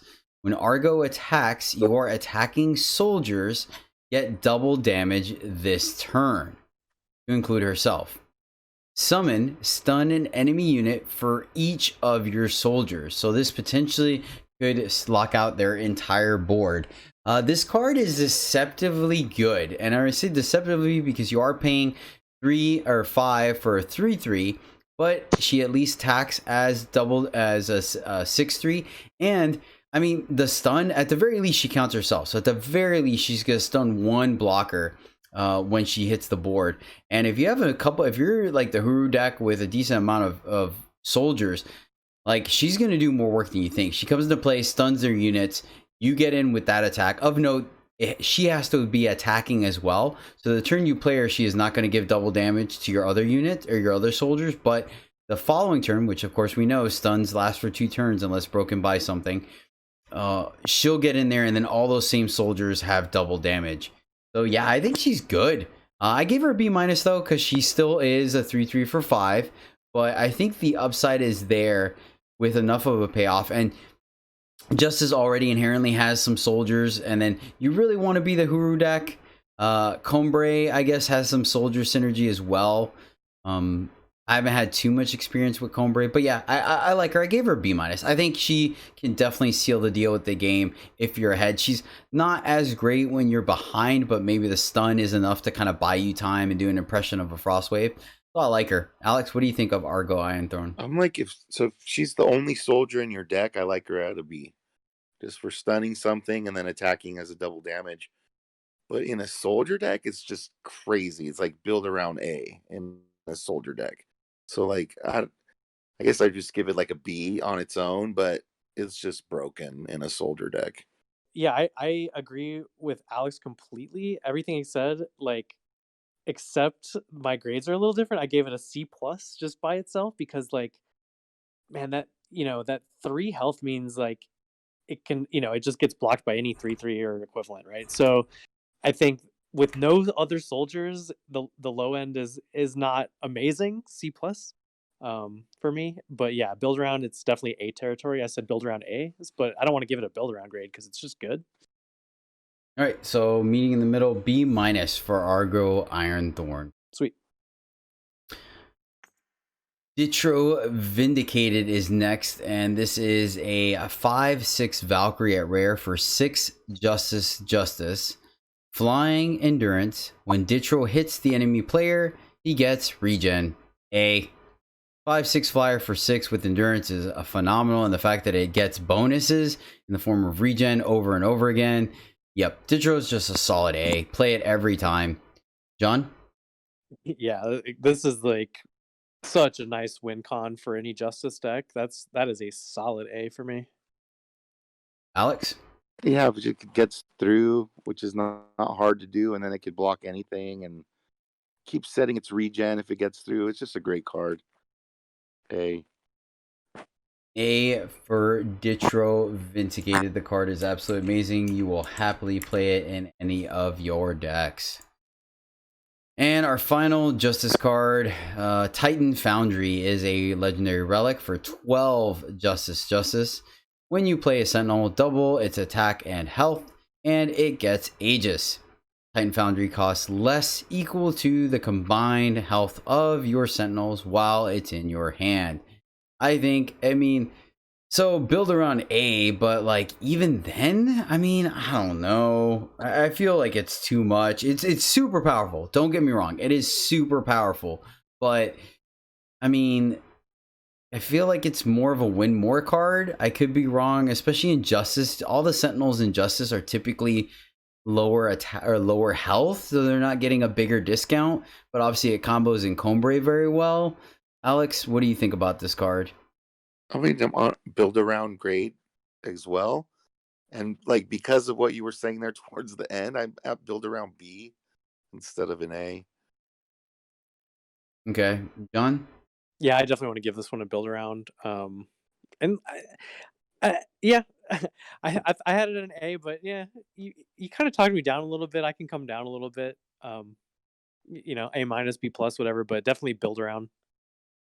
Okay, we'll go with a build around B plus then. I like it's super strong, but man, I want to know how consistent you can play this, right? And the thing is that like you have to play your Sentinels for this to be reasonable enough to play. Mm-hmm. But then it wants you to play your Sentinels after, there's like that little bit of friction there, but I don't know, it could play out. So we'll give a build around B plus to Titan Foundry. I think the card is very powerful. It's just a matter of how many Sentinels in your deck and if you could play it, correctly or whatnot at the right time. But that's Justice. So we will move right along into Primal. First up, we have Darrow Lee. Is a 2/1 mage soldier at legendary for 1 primal. Once per turn, you may pay 1 and exhaust another soldier to give Darrow Lee +3/+3 this turn. Amplify 5, transform another unit into a 5/5 dragon simulacra with flying. C plus? Because you're still playing a 2/1. I don't know. Jedi's joking. I know. I'm all right. Go ahead, break it down, Alex. Where are you at? No, I just have it at an A. Getting a dragon, turning your something whatever into a dragon. Like, so for 6, you're getting a 2/1 and a 5/5 flyer. Yeah, so that's a rock solid A for me, but I could be crazy. No, I think Jedi's crazy. I gave it an A plus. All right, easy enough. Fair enough. A plus. It's good. It's good just in a soldier deck, even if you don't even get to this dragon nonsense. Like, if you're just smashing people like with this and one more soldier, you're having a great time. See, and my side of it, like I think it's powerful. I think it is. I just have an issue with the 2/1 body. Granted, it's 2/1 for 1, but there's so many things that deal with an X1 in this format that's my concern, right? Is that I feel like it's a little volatile. Yeah, I think in draft, I think I would want to just play it for the big old dragons. See, and even that though, like you have to have a unit in play for it to happen. So there's, granted, that's not too difficult to do in limited. I'll give you that, and you can easily cash in your like 2 or 3 drop, and it's still an upgrade. So, and it's 6, so that's relevant. Like I'm not knocking that at all. I'm probably wrong. I probably should be closer to a B. Like I said, my biggest thing is just that playing a 2/1 in your deck, man, is to a certain extent a liability. But I guess baseline, it's not horrible either. So fair enough. All right. So you guys are both on A. I'll come up to an A. I can easily concede that I'm wrong on this card. So we'll give Darrow Lee an A. I hope we all get to find out for sure for ourselves because this card looks amazing. Like, I mean, I've had it in a deck and it was amazing. So, like, Yeah, fair enough. There you I go. believe you. I 100% believe you. Invasive Species is next. It's a 2/1 Mandrake for 1 primal. Reckless. Entomb, add a copy of Invasive Species to your market. Bargain, hit the enemy player while you have no bargain. Hit the enemy player while you have no cards in hand. So that means if you have no cards in hand and any one of your units, or I guess relic weapons, or you just damage them, triggers, you'll be able to play this card from your market, and obviously, etc., etc. So I got wrecked by this card, but I also forgot about the bargain aspect of it and the fact that it could trigger on itself and whatnot. So I'm not quite sure. It's still 2/1 Reckless, which we just talked about how I feel about 2/1s, and Reckless is like That does nothing. horrible. Huh? A 2/1 Reckless. That does nothing, right? Yeah, pretty much. Like in the, it's a Mandrake, so that's kind of relevant, right? You can upgrade it for sure, but yeah, I'm not very high on this card at all. What do you think, John? I don't know. Like, it just looks pretty bad to me. Like, I think it's like neat if you just get to draft it and play it without any drafting costs. Like, there was nothing else in the pack or whatever. But I don't want to prioritize this. I don't think at all, right? Like, I give it a D or like a market. I'd want it in the market obviously because it's a bargain card. But I think just as a card generally, it's like a D, right? Yeah, I think it's That's where very I'm much at. market. I'm at I think it's, where you at? I'm at a D as well, and in the market at a D. You know, Okay, like, all right, fair enough. We'll give it a D then.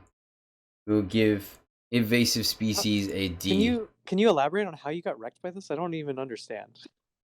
So let me see, how did it work? They made it a 4/3 somehow. I don't remember how. okay, And then That already makes more sense. and then it keeps coming back as a 4/3. That's kind of scary. yeah, or maybe it was a 3/2 and then they buffed it again.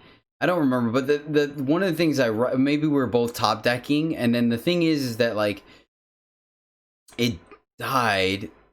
Oh, maybe. Oh, is Haunting Scream in the format It is, or no? yeah. Okay, so yeah, I think that's what happened. I think they Haunting Screamed it. Well, there you go. And then so it died, but because it hit me, so they hit me with, they Haunted Screamed it, right? They played it, I blocked it, it died, whatever. Then it put one in the market, or in the market. Then they screamed it, it hit me, so it put so whatever, it hit me, then it died to Haunting Scream, so it put another one in the market that had Charge and Flying, and then because that one hit me, then they bargained both of the market ones out. Was this Loco Pojo that did this to you? I don't remember. Maybe I don't even I don't remember, like I said, but yeah, that's how I got wrecked by it. So yeah. Okay. Anywho, moving right along, we have Down Dark Scrounger. This is a 2/2. Sorry, Is that what I said? no, I just Right. named Down Dark. Sounds Oh. cool. Down Dark Scrounger is a 2/2 Grenadin Pig for 2 primal. When Down Dark Scrounger attacks, your spells deal +1 damage this turn. Summon, you may sacrifice another unit to draw a spell that deals damage from your void. Yeah, I think this card it's a 2/2 for 2. So baseline, it's I just gave this card a C because it's a 2/2 for 2 with some upside, but it's a little awkward with the fact that it's not really costing you a card. So I just gave this guy a C. John, I mean, do you see the deeper application to this card? Like, you're getting a spell back, but you have to sacrifice a unit to do it. Yeah. And then it has to be specifically a spell damage card. Yeah, I don't think it's much better than a C. I just gave it a C plus. Like, there's definitely some upside here, and like, some good potential. I've seen this card do some work in draft already. So I mean, it definitely can be good. So C plus for me. Okay. And Alex? Yeah, I'm just C. I just gave it a C. Middle of the. Okay. Fair enough. 2/1. We're gonna get a C for Down Dark Scrounger. Fair enough. Okay. Respectable grade. Next up, we have Matriarch Zendi. She is a 2/2 for 2. Elf Shaman and Legendary. When a Mandrake kills an enemy unit, transform it into a bomb and draw it. Summon, give one of your Mandrakes +1 attack and flying. And then Bomb is give a unit +1 attack and reckless, draw a card. Yeah, I have no idea where to put this card. So I just gave it a C. I really don't I was debating between a C and a C plus, but then I'm like, it's reckless, so that's cool. So it's kind of a removal spell, and you draw a card, so it replaces a card. But then you're also kind of buffing their unit. So yeah, I just gave her a C, and I could be wrong. I don't know. You're laughing, Alex. Where are you at on Matriarch Cindy? I was gonna need you or John to pull me out of this one, because I was really trying to analyze this card, and all I came up with was a couple of question marks. I don't want to steer people wrong on this card, but I'm not sure. So I would punt with the C as well, I guess. Maybe John can. Well, wait a minute. Actually, hold on. So is Bomb a curse or just a weapon? And it actually doesn't say. I think it's a spell. It turns the unit that it killed into that, and then you draw it, right? Okay, so if it's a spell, I mean, you don't have to play it, right? I don't. No, the idea is you play it on things that you want to just crash into you to get eaten. Or the other way around, right? To buff one of your bigger units, I guess. I don't know. So I guess maybe free spells, but yeah. But you need Mandrakes trading with enemy units to get those in the first place. And she does make one of your Mandrakes a better attacker by giving it +1 attack and giving it evasion. So there's Cobalt that. So Acolyte for Mandrakes. Yeah. So C plus? Yeah, I said C plus. Even if you just have a couple Mandrakes, it's still just like 2 for 2 with upside. Yeah, fair enough. And then you have Vine, Deep Water, whatever that has regen as well. So you have a 3/1 flying regen. So that's something. All right, fair enough. Matriarch Zendi, you get a C plus. Thank you, John. Next up. Pinnacle of Reach is next. This is a relic for 3 primal. At the start of each player's turn, they draw an additional card. Why is this not an agreement? This is right there with the agreements. Why did they break the cycle and not make this an agreement? Wasn't the first one not an agreement either? It was like fire sale, right? Oh yeah, you're right. All right, fair enough. You're right. You are right. Yep. I think this is another F. Yes. You guys already know how I feel. Cycle. Yeah, fair enough. You're right. I mean, it's an I stand A corrected when my opponent plays it. Yeah. Yeah, this is. So, F? Yes. Yeah, for sure. Okay. Fair enough. Yep. We just don't like symmetrical effects on this podcast, and I think that's perfectly okay, especially drawing. But I don't like ones where my opponent does them first, ever. Ugh. Moving right along. Skimmer Wrangler is a 4/3 Overwhelm Explorer Soldier for 3 primal. Summon, stun an enemy unit with flying. It stays stunned while you have Skimmer Wrangler. I think this card is good. Yeah. I like the 4/3 Overwhelm. I gave this card a B- because once again, just like we talked about earlier, that 3 health is a bit of a liability. It doesn't have evasion, so sometimes you aren't going to be able to attack. But locking down a flying unit, it is a little bit niche, right? But flying units are typically the ones that you have to worry about. So getting pseudo removal for that is pretty solid. It has the relevant archetype. I mean, Explorers not really relevant in this format, but Soldiers are. So yeah, I like this card, and it's a head-on curve. You're getting a 4/3 Overwhelm for 3, which is great. So I like this card. I give it a B-. Alex? I mean, Overwhelm's kind of evasion, right? It's like a little bit, gets through. Reach. Yeah, I think it's more reach than evasion.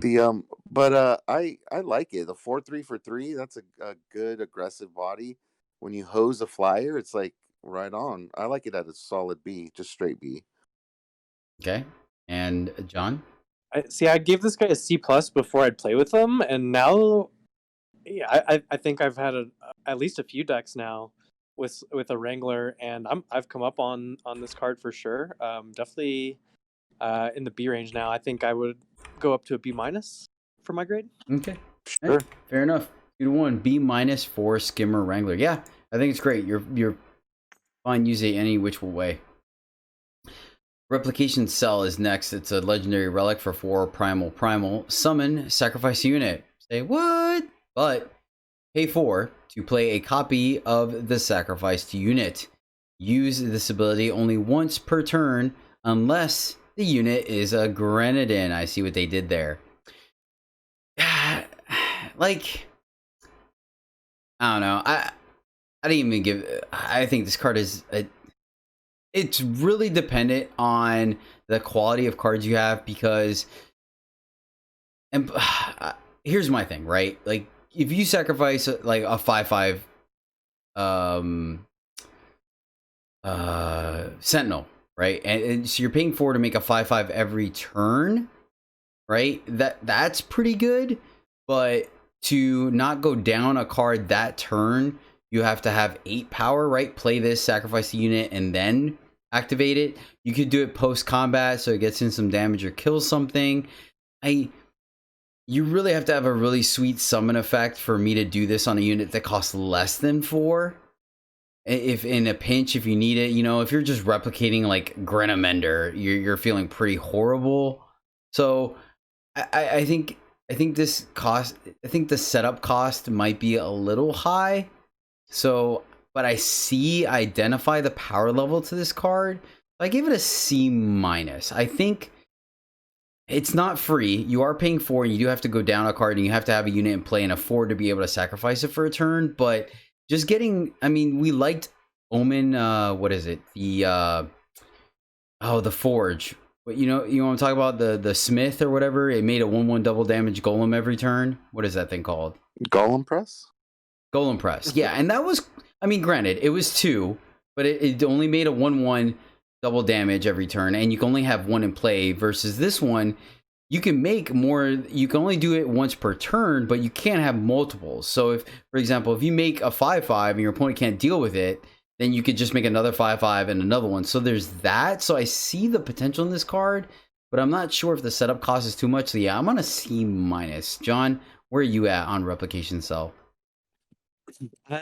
I think you've properly tempered expectations for this one, right? Like, I think everyone looks at this card and is just like, this is really powerful, right? And it definitely can be, but like, yeah, you're taking like probably 2 turns off, and then like, not exactly right, but I mean, on an average case, right, you might have to take like 2 turns off before you start really getting the benefit from this, and like people are playing some pretty aggressive decks in this format, so I mean that's a real risk.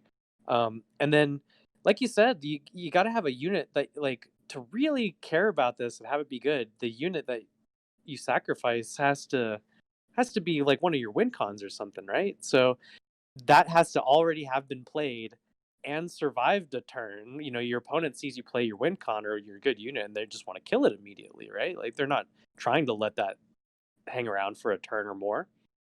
So there's a lot of risk in setting this up. So I think my rating was higher, but like I don't know, man. I think you're right. I don't know what kind of I really don't know what grade I want to give this one. This one's really hard for me, but I think you're pretty close probably. What do you think, Alex?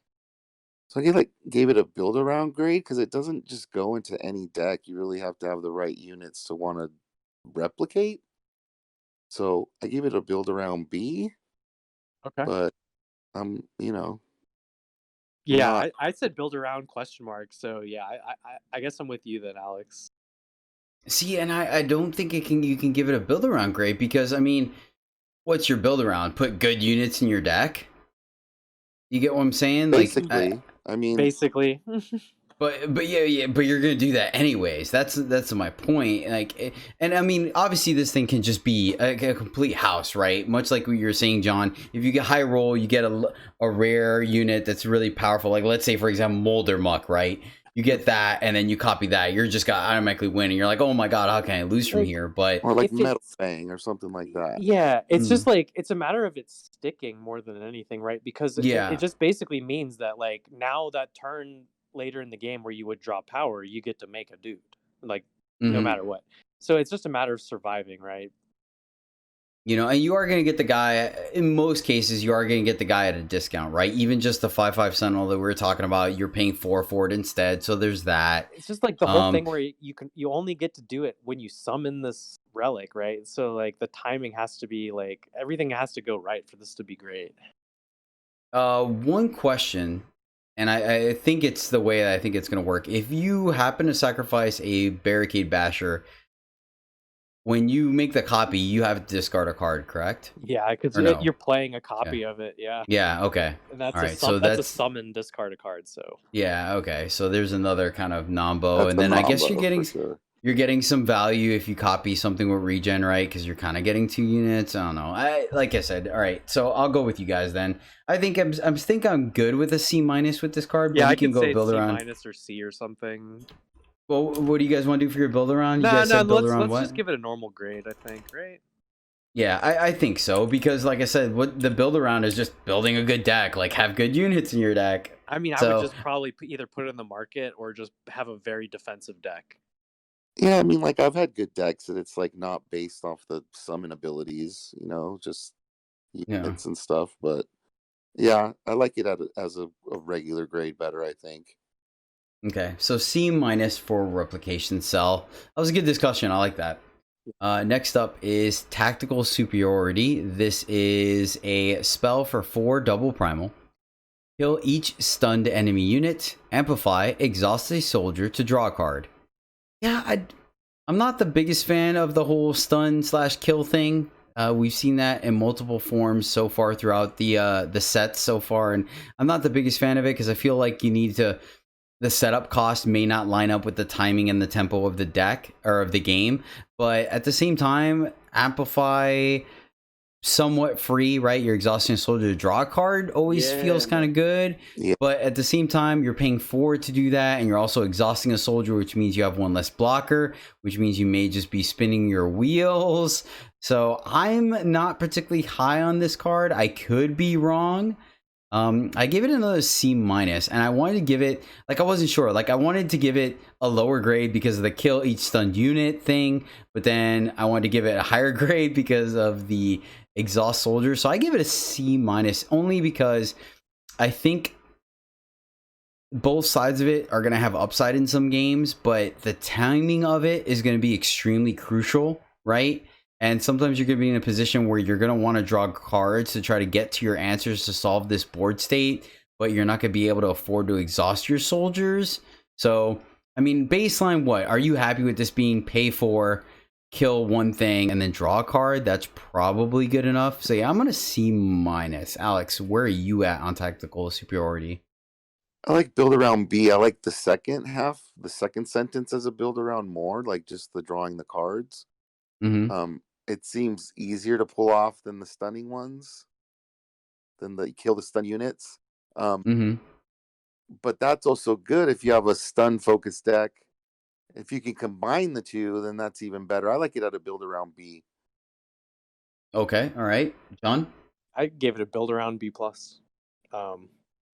I'm basically just ignoring the first text, but there's definitely Huru soldier stun decks in the format, so that first line can be a good thing. But I mean, that second line is very appealing to me. Like, it's a free amplify, which is huge in the format. And like you can, it just scales, right? Like, it's so easy to go wide with soldiers, like with the call for aid or call for allies or whatever, right? Like, what is that? Send for the reserves. Send for reserves, man. Thank you. Make all those 2-1s. Like, it's easy to have some, a surplus of soldiers to exhaust for a turn. Like, in my experience, so I like this as a build around, and yeah, B plus for me, but B's cool, whatever. All right, build around B for Tactical Superiority. Next up, we have Overmax Wand is a +3/+3 weapon for 5 primal. When you transform 1 or more cards, the wielder deals 3 damage to the enemy player. Of note, you can transform things with Plunder as well as some other things that we've seen in the format. And then it can only go 2 player. It is the wielder, though, so if the wielder has double damage or lifesteal, for example, you will get those additional benefits. John, tell us what you think of Overmax Wand. Yeah, I'm pretty medium on this one. I just gave it a straight up C. It's like, you know, the stats per the cost are like, decent for what it is, but I don't know, that text on it is not very appealing to me or anything. It's like upside, but I don't really expect it to matter much. I don't know, just a C. Okay. And Alex? Yeah, I'm right there with John. I'm a straight up C. It just seems, unless you can put it on a weapon, I mean, on a unit that has like maybe deadly, or like you No, said, it only hits players. oh, it only hits the players. Yeah, so like Yeah. I thought it To was any 3 player. anywhere around. Yeah, definitely just a C then. Yeah, definitely. All right, fair enough. Yeah, I'm right there with you guys. It's a rail driver with upside, but Yeah, not exactly. too niche of upside. So, yep, C for Overmax Wand. All right, this card is interesting. Thunderous and Snooze. Thunderous, and Snooze. 8/8 Soldier Bear at Legendary for 5 double primal. Killer and Regen, sweet. For 5, I'll take it. But Summon, Stunned, Thunderous, and Snooze. So I was about to Windmill Slam, give this card an A, but the problem is that stunning itself gives the opponent 2 turns to find an answer for it, which sometimes they don't, and then you get to kill something for free, and you still have an 8/8, and you can even kill killer units or something bigger, though I don't think there's going to be much that's bigger than an 8/8. So I think the fact that it gives your opponent some time to find an answer, and the fact that it costs 5 is actually a slight detriment, because playing it on curve means your opponent has a higher chance of not using their premium removal spell yet. So I gave Thunderous and Snooze a solid B. I think they're good, but you're not taking over the game the turn you play it. And I think there's a limited amount of ways to break the stun early in this format. Give it endurance with your green grafter, man. Ooh. Yeah, I like that. Unfortunately, you can't get out of the market, but that's true. You I give like it endurance. That's the thing. I gave it a B. Where did you give it? What did you give it, Alex? I like it as an A, because after the turn when it wakes up, it's like, if your opponent hasn't dealt with it by then, it's a very good unit to have out. I like it as an A. Okay, John. Yeah, easy A for me. I've played it now in 2 draft decks, and it's been busted every time. It's the only time it would be bad is if you just have no board presence and you're just getting run over, right? Like then it's just very unfortunate that that's your 5 drop. But any other case, it's gonna win you the game if it's not answered immediately. Okay, fair enough. I was gonna say it's a great imbue target, but stun prevents imbue. So there's that. All right, fair enough. I'll come up to an A. I'll trust you guys. This one is no difficult grade here. Gelatinous Form is a 7/7 ooze for 7 triple primal. Has regen, then amplify 2. Play a copy of Gelatinous Form. Yeah, this card's an A, straight up. 7/7 regen for 7 is just slightly ahead on curve, right? Because it's a little more durable. And then if you happen to get to 9, then it's just game winning. Like, I really find it difficult for your opponent to be able to deal with 2 7/7s with regen. Heaven forbid you should modify it somehow in your hand, like give it endurance or flying or unblockable or deadly or something. And then when you make copies of it, it's even worse. Or if you reoccur it from your void. Yeah, this card is just great. I gave it a solid A. John? Like, I don't understand how this is rated so differently than like the time 7/7s for 7, right? Like, what? It's like not any better than those, right? Like, I've had this in my deck, and it's man, sometimes you just can't even play this thing because it costs 7, man. It's like rough. I've never even remotely come close to doing an amplify on it. So I think that's like Fantasyland pretty much. But it is still a 7/7 regen for 7, so that's, if you can get there, that's nice. But man, like amplify 2 on that is so much to ask for in draft. Yeah, no I still doubt. give it a B plus. But like so many times it's just rotting in your hand. Okay, fair enough. And Alex? And yeah, I was at a B minus because of the hard to cast aspect of it. But I mean, I can come up a little bit for sure. All right, fair enough. Good. We could do B plus. We'll do right. That was your grade, John. B plus or B. I having played with it like the last day or two, I even come down to a B. But B or B plus is cool with me. No, all right, we'll do B. I think B is solid. I guess I just value regen a little more powerful than most. All right, so B for gelatinous form. And finally, on the home stretch, we have Shadow. First up, we have Exploit. This is a spell for 2 Shadow. Choose a non-power card from the enemy player's hand. They discard it, then you plunder. John, what are your feelings on this constructed playable exploit and limited? It's like I think it's definitely playable and limited. It's basically removal. Like I want to give it somewhere in the B, like a B minus, I think. If you play it early, it's always going to hit something. And then that turn 2, 3 is a lot of times a good time to plunder, right? Helps you set up your first few turns. It's like a much worse top deck because in limited your opponent tends to not just be holding cards in the later game, right? But that's when that plunder will still be nice. You're probably holding a power or two by then, and then it just kind of cycles itself. So I think it's still fine. Yep. I end up giving a C plus for all the reasons you said. The fact that it's anything non-power is good because the chances of it whiffing are pretty slim. It's really good when you have a good rare in your deck where you can run this out, check if there's a removal. If it is, get rid of it, then play your rare and stuff.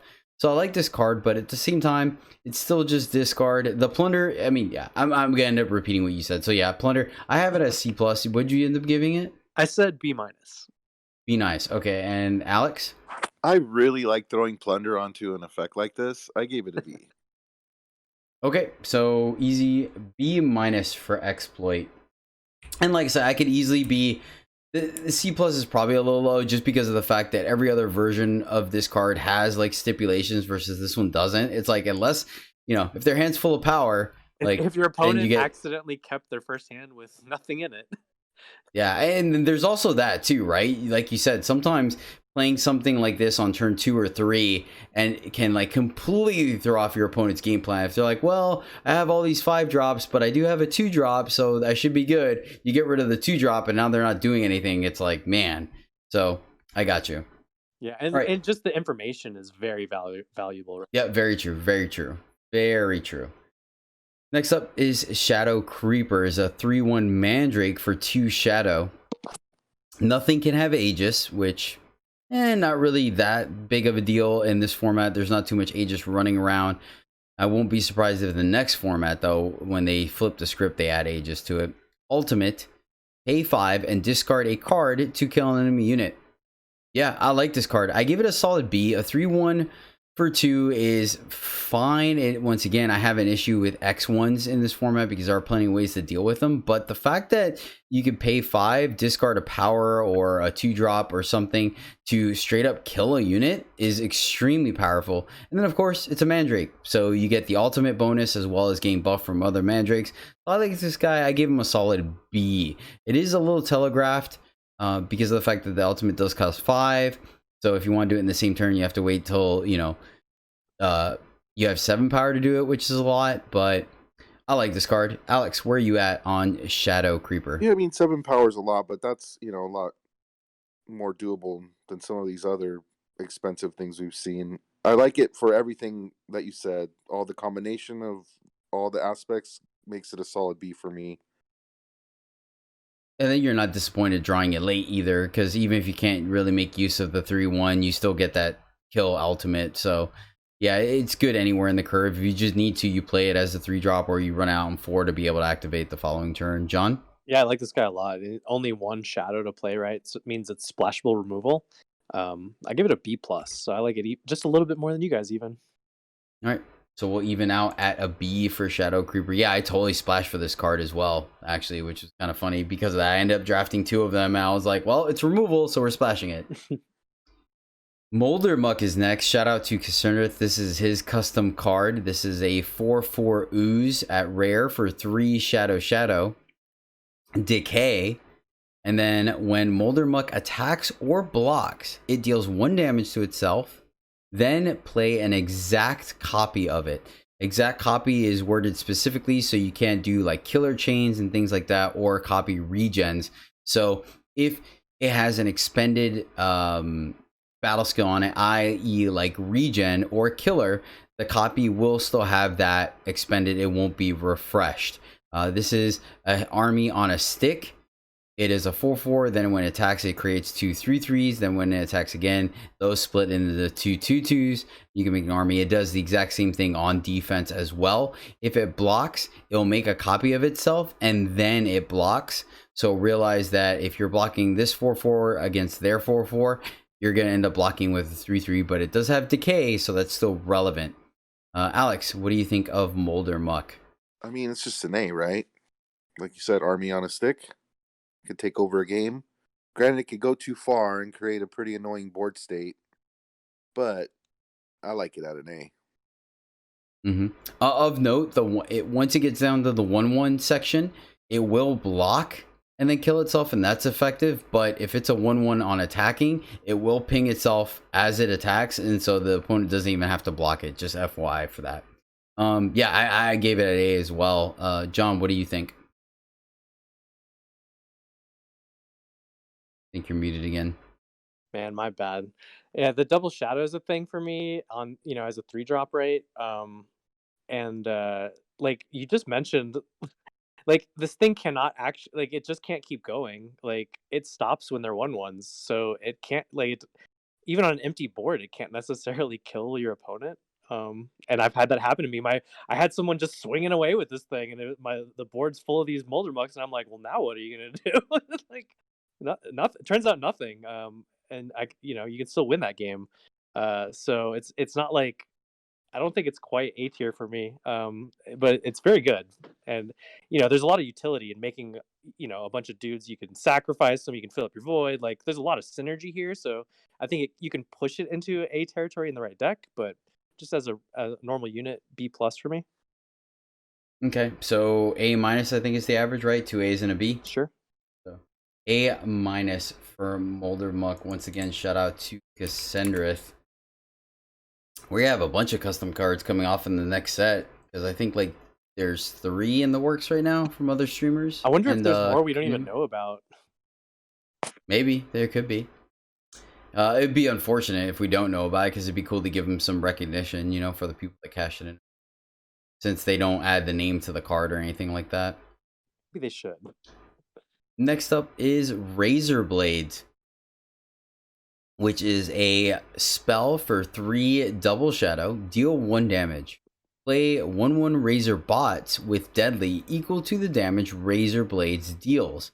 Amplify 3, deal 1 damage. So pay 3, deal 1 damage, kill something, get a 1/1 deadly. Pay 6, deal 2 damage. You could split it up as well, if I'm correct, right? Has either of you guys played with this card? You could split up the damage, right? Yeah. Okay, yeah. So you deal 2 damage divided how you choose, and then get 2 deadly Razor Bots. And then, of course, if you have some way, like if you're in Feln, I think is the only way to buff spell damage, then you can get more of that with less amplify. So there's that. I think this card is fine. I gave it a C+. Like, I think... I mean, paying 6, dealing...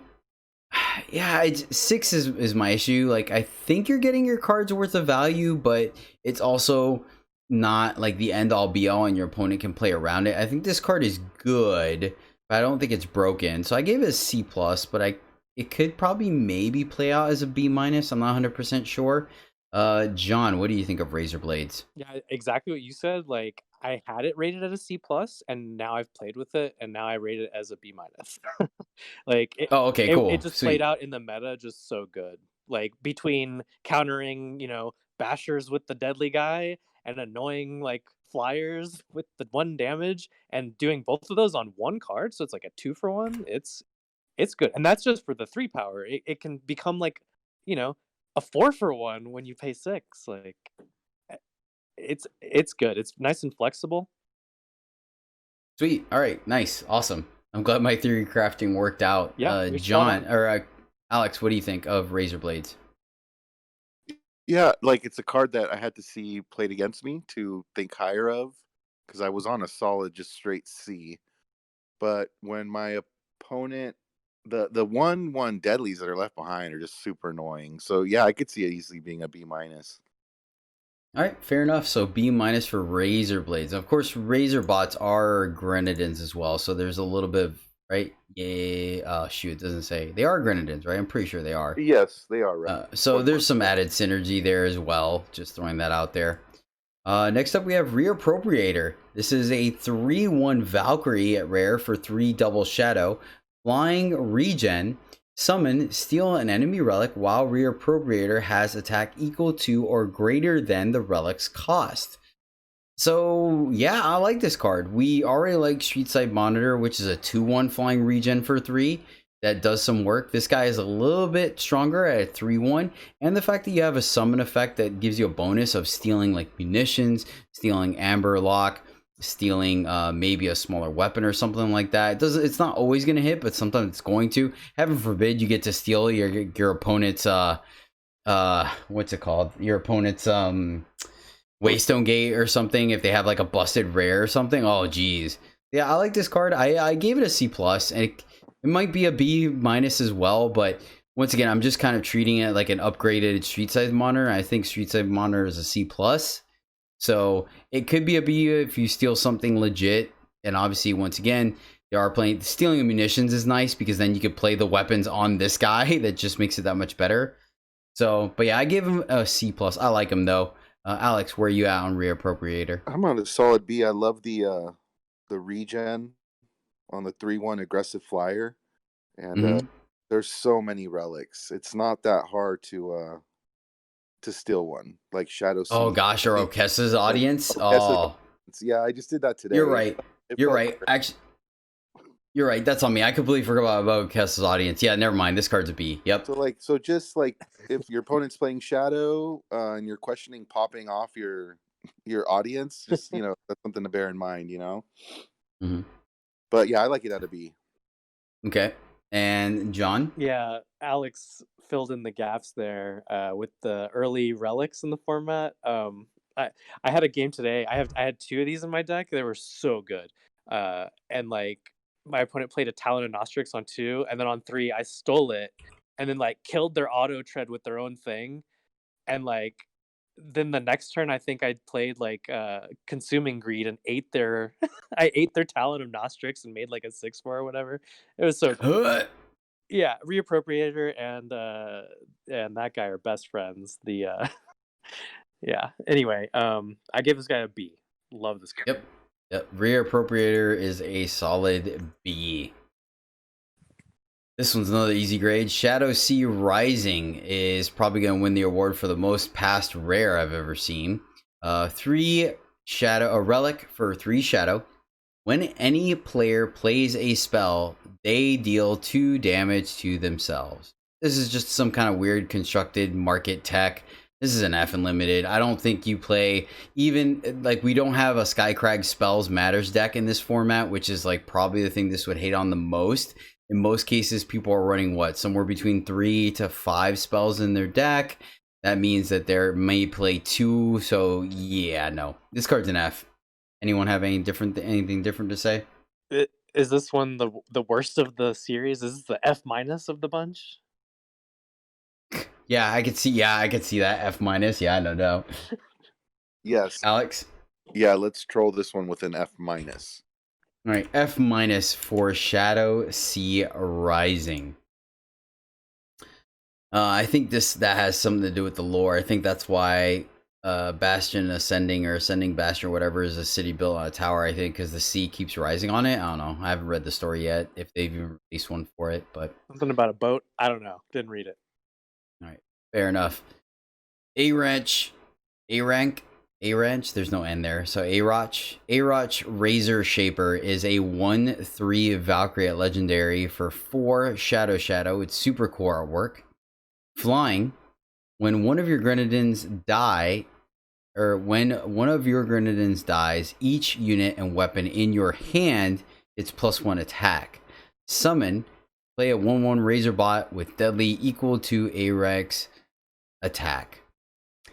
I think this card's a B, and I'm not really too worried about the buff your hand effect, because what are you gonna do? Like sandbag units, hoping that your Grenadin dies? Like, I mean, there is that thing where you can use your own synergies, right? With like Combust and Stone Scar. This guy's probably a lot stronger because you have plenty of ways to sack your own Grenadins to facilitate that.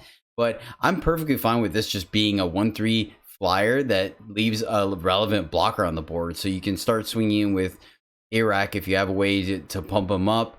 You know, once again, we talked about munitions, and there's also Scythe and things like that to get additional damage with this guy.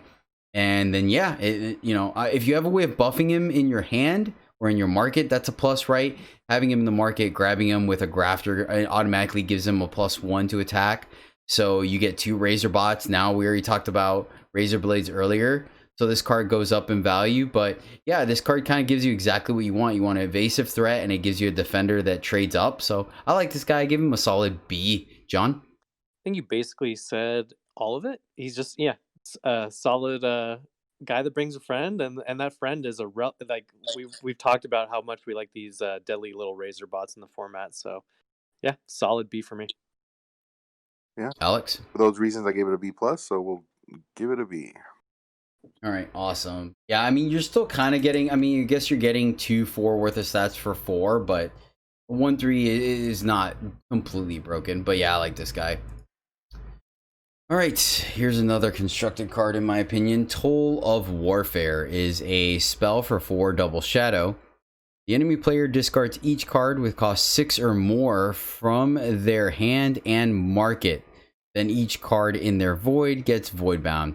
Yeah, like, you don't know what's in their market. You don't know what's in their hand. Yes, it could get their bomb, but you're really paying a high toll for it, and you're paying 4 to do that. Yeah, no, this card's an F for me. John? Definitely an F. Like in limited, like no, don't play this in limited.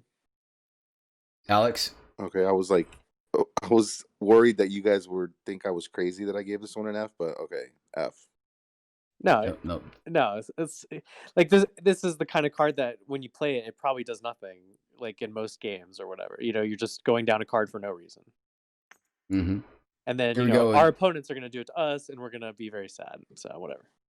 Yeah, exactly. They're gonna hit the one bomb, right? And you're like, oh, you gotta be kidding me. Yeah, inevitably.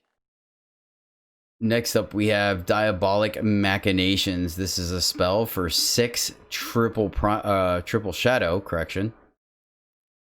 Draw 2 different cards from among the top 3 cards of your deck, then bottom the rest. Amplify. Take 1 damage up to your health to look at 1 more card.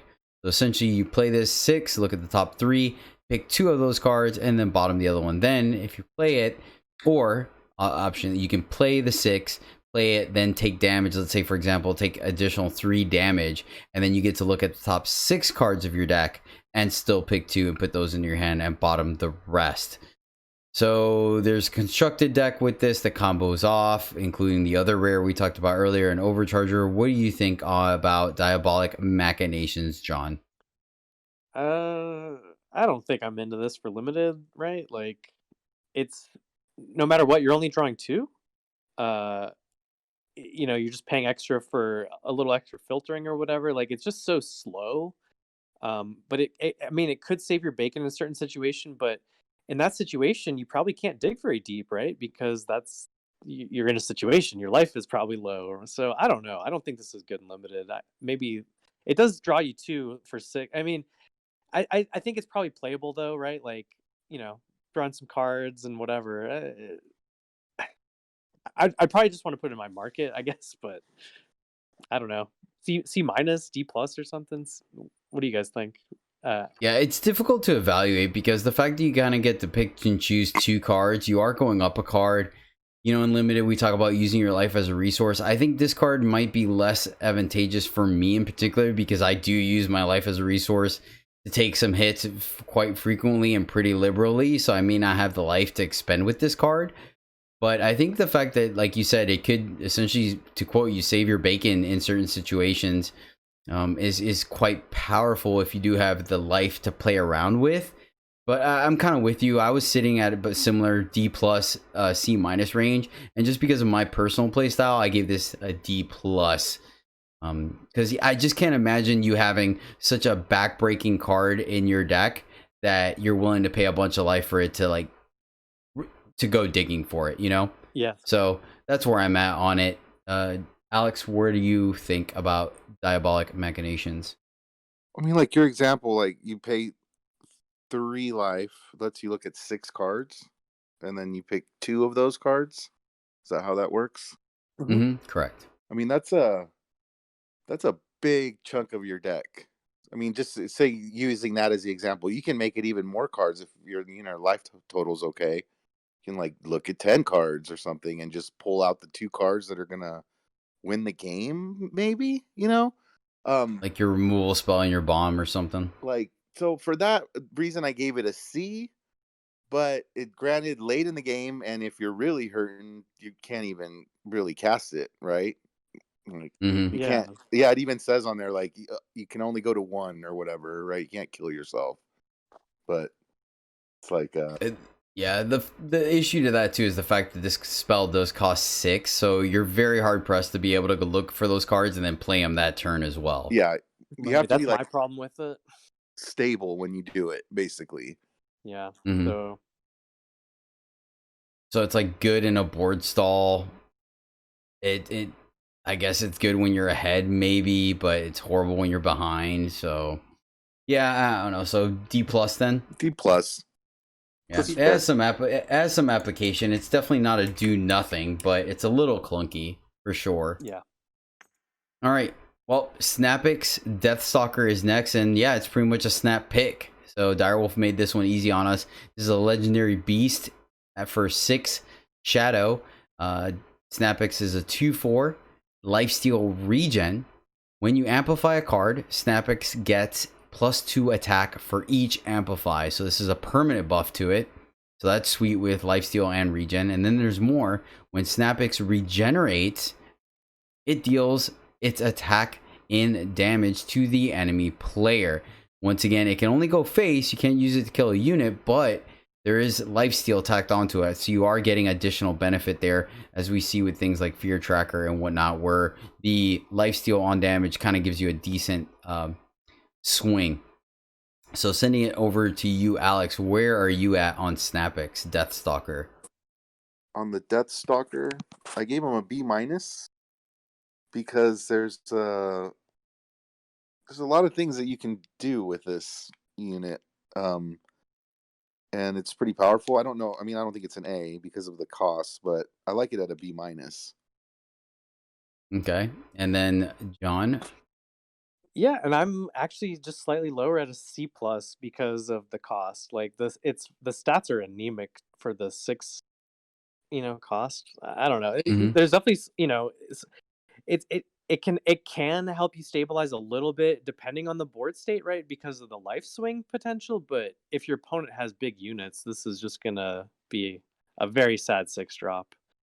So just a C plus for me. Fair enough. And then I was a little higher on you guys, but with the cost, I ended up giving it a B minus. But yeah, fair enough. I mean, there's also Midnight Hunt in the format, but it's not pushed or anything like that. Fair enough. I think you guys are right. I think I'm a little high on it. I also definitely the cost is the biggest downside to this card for sure. But it also leads to you having the power to also amplify for a decent amount later on. So what was it? It was C minus, C plus, right? Were your guys' grades? No, I said C plus. I think Alex was a B something, right? B minus for me. Oh, okay. So, all right. Well, then, sweet. Okay, we'll do B minus then. Yeah. 2-1. We'll leave it at B minus. And then the last card, which is making waves and constructed, and people are surprised that it wasn't nerfed in the recent balance changes. This is Krull Zumak, Occultist. Is a legendary shaman for 8 triple shadow. They are 7/7. When Kroll damages a player, play a unit from their void with cost less than or equal to the damage dealt. And once again, Kroll is a 7/7, so in most cases, that's going to let you play everything except unless you're going against John and he's just playing 10/10s for 10, like they're going out of style. Fate. Kroll deals damage to you equal to your remaining power. So realize that Fate comboed with Kroll's static ability. When it deals damage to a player, they play a unit from their void equal to the damage dealt. So you draw Kroll. You are at 5 power, you'll deal 5 damage to yourself, and then you can play a unit with cost 5 or less from your void and put it into play. So I think this card is a little scary to have in your main deck because you can easily draw it late and ping yourself for a lot of damage and kill yourself. I gave Kroll a market A. I think being able to time when you could play this card, because there's also a chance you see it early, right? You draw this guy on 2, it deals 2 damage to you, and then you'll get like that kind of value off of it. I think you're still going to get a lot of value off of Kroll just being a 7/7, but we've talked about how much 7 is, and 8 is not a cheap thing either. So yeah, I gave Kroll a market A because I think the recursion right off the bat and then being in the market means you can draw it later on where you have the power to play. So yeah, that's where I'm at on Kroll. I think it's powerful when you can control when that fate trigger happens. Let's go with John. I just gave it a market grade. Like I don't think I would ever want to main deck this. It's just too risky. Like you might like just chunk yourself and like you might not even have a unit in your void. It might just like hurt you, and then of course you're never going to get to play an 8-drop. Like that's crazy. So so no, like just market only for this guy for me. And Alex. And then Mark, I have a little lower than you. Market B plus just because it still costs 8. You know, it's if you can time it, and it can be pretty backbreaking, but just all right. Fair enough. Yeah, that's so we'll do it. We'll give a market B for Kroll, Zumek, Occultist. All right, guys, that's it. We did it. We made it through. So, Alex, what's your impression of the rares and legendaries? When you crack your pack, hopefully you get some of the good ones and not the bad ones. They're very swingy rares. Yeah, I feel like this set above all else, I think we had very few in the middles and then very hot or cold kind of decisions for the most part. There were a couple that we had to discuss, and I think that was interesting. Those are going to be the fun ones to play around and kind of figure out where they're at. But yeah, I think for the most part, we were very like, this is an A, this is clearly an F, don't even bother playing it. John? Yeah, I keep opening these Fs. Like, I'm sick of them already. These symmetrical relics. Get them out of here. Fair enough. Fun. All right, format, guys. though. Yeah, definitely enjoyable. All right, guys, we'll cut this one short. Once again, we're just going to do set reviews, so no what's to play, no deck text just yet, or constructed corners. Thank you guys so much for listening. We hope you enjoyed it. Sorry about the delay. We had some IRL issues going on, but we got this out to you for you guys to enjoy, and hopefully it helps you. You can catch us live at twitch.tv/Jedi_EGA every Tuesday, Thursday, Saturday, Sunday. Please consider joining the Discord if you'd like to have a bunch of players that enjoy building decks together, working on seal pools, and helping people with drafts. We got a lot of that going. Super active, phenomenal Discord community. Of course, catch the video version of this show as well as other draft videos on youtube.com/EternalJourney. But that's going to do it. Thank you guys so much for watching/listening. Until next time, as always, happy gaming. Good luck in your draft queues, everyone. Bye.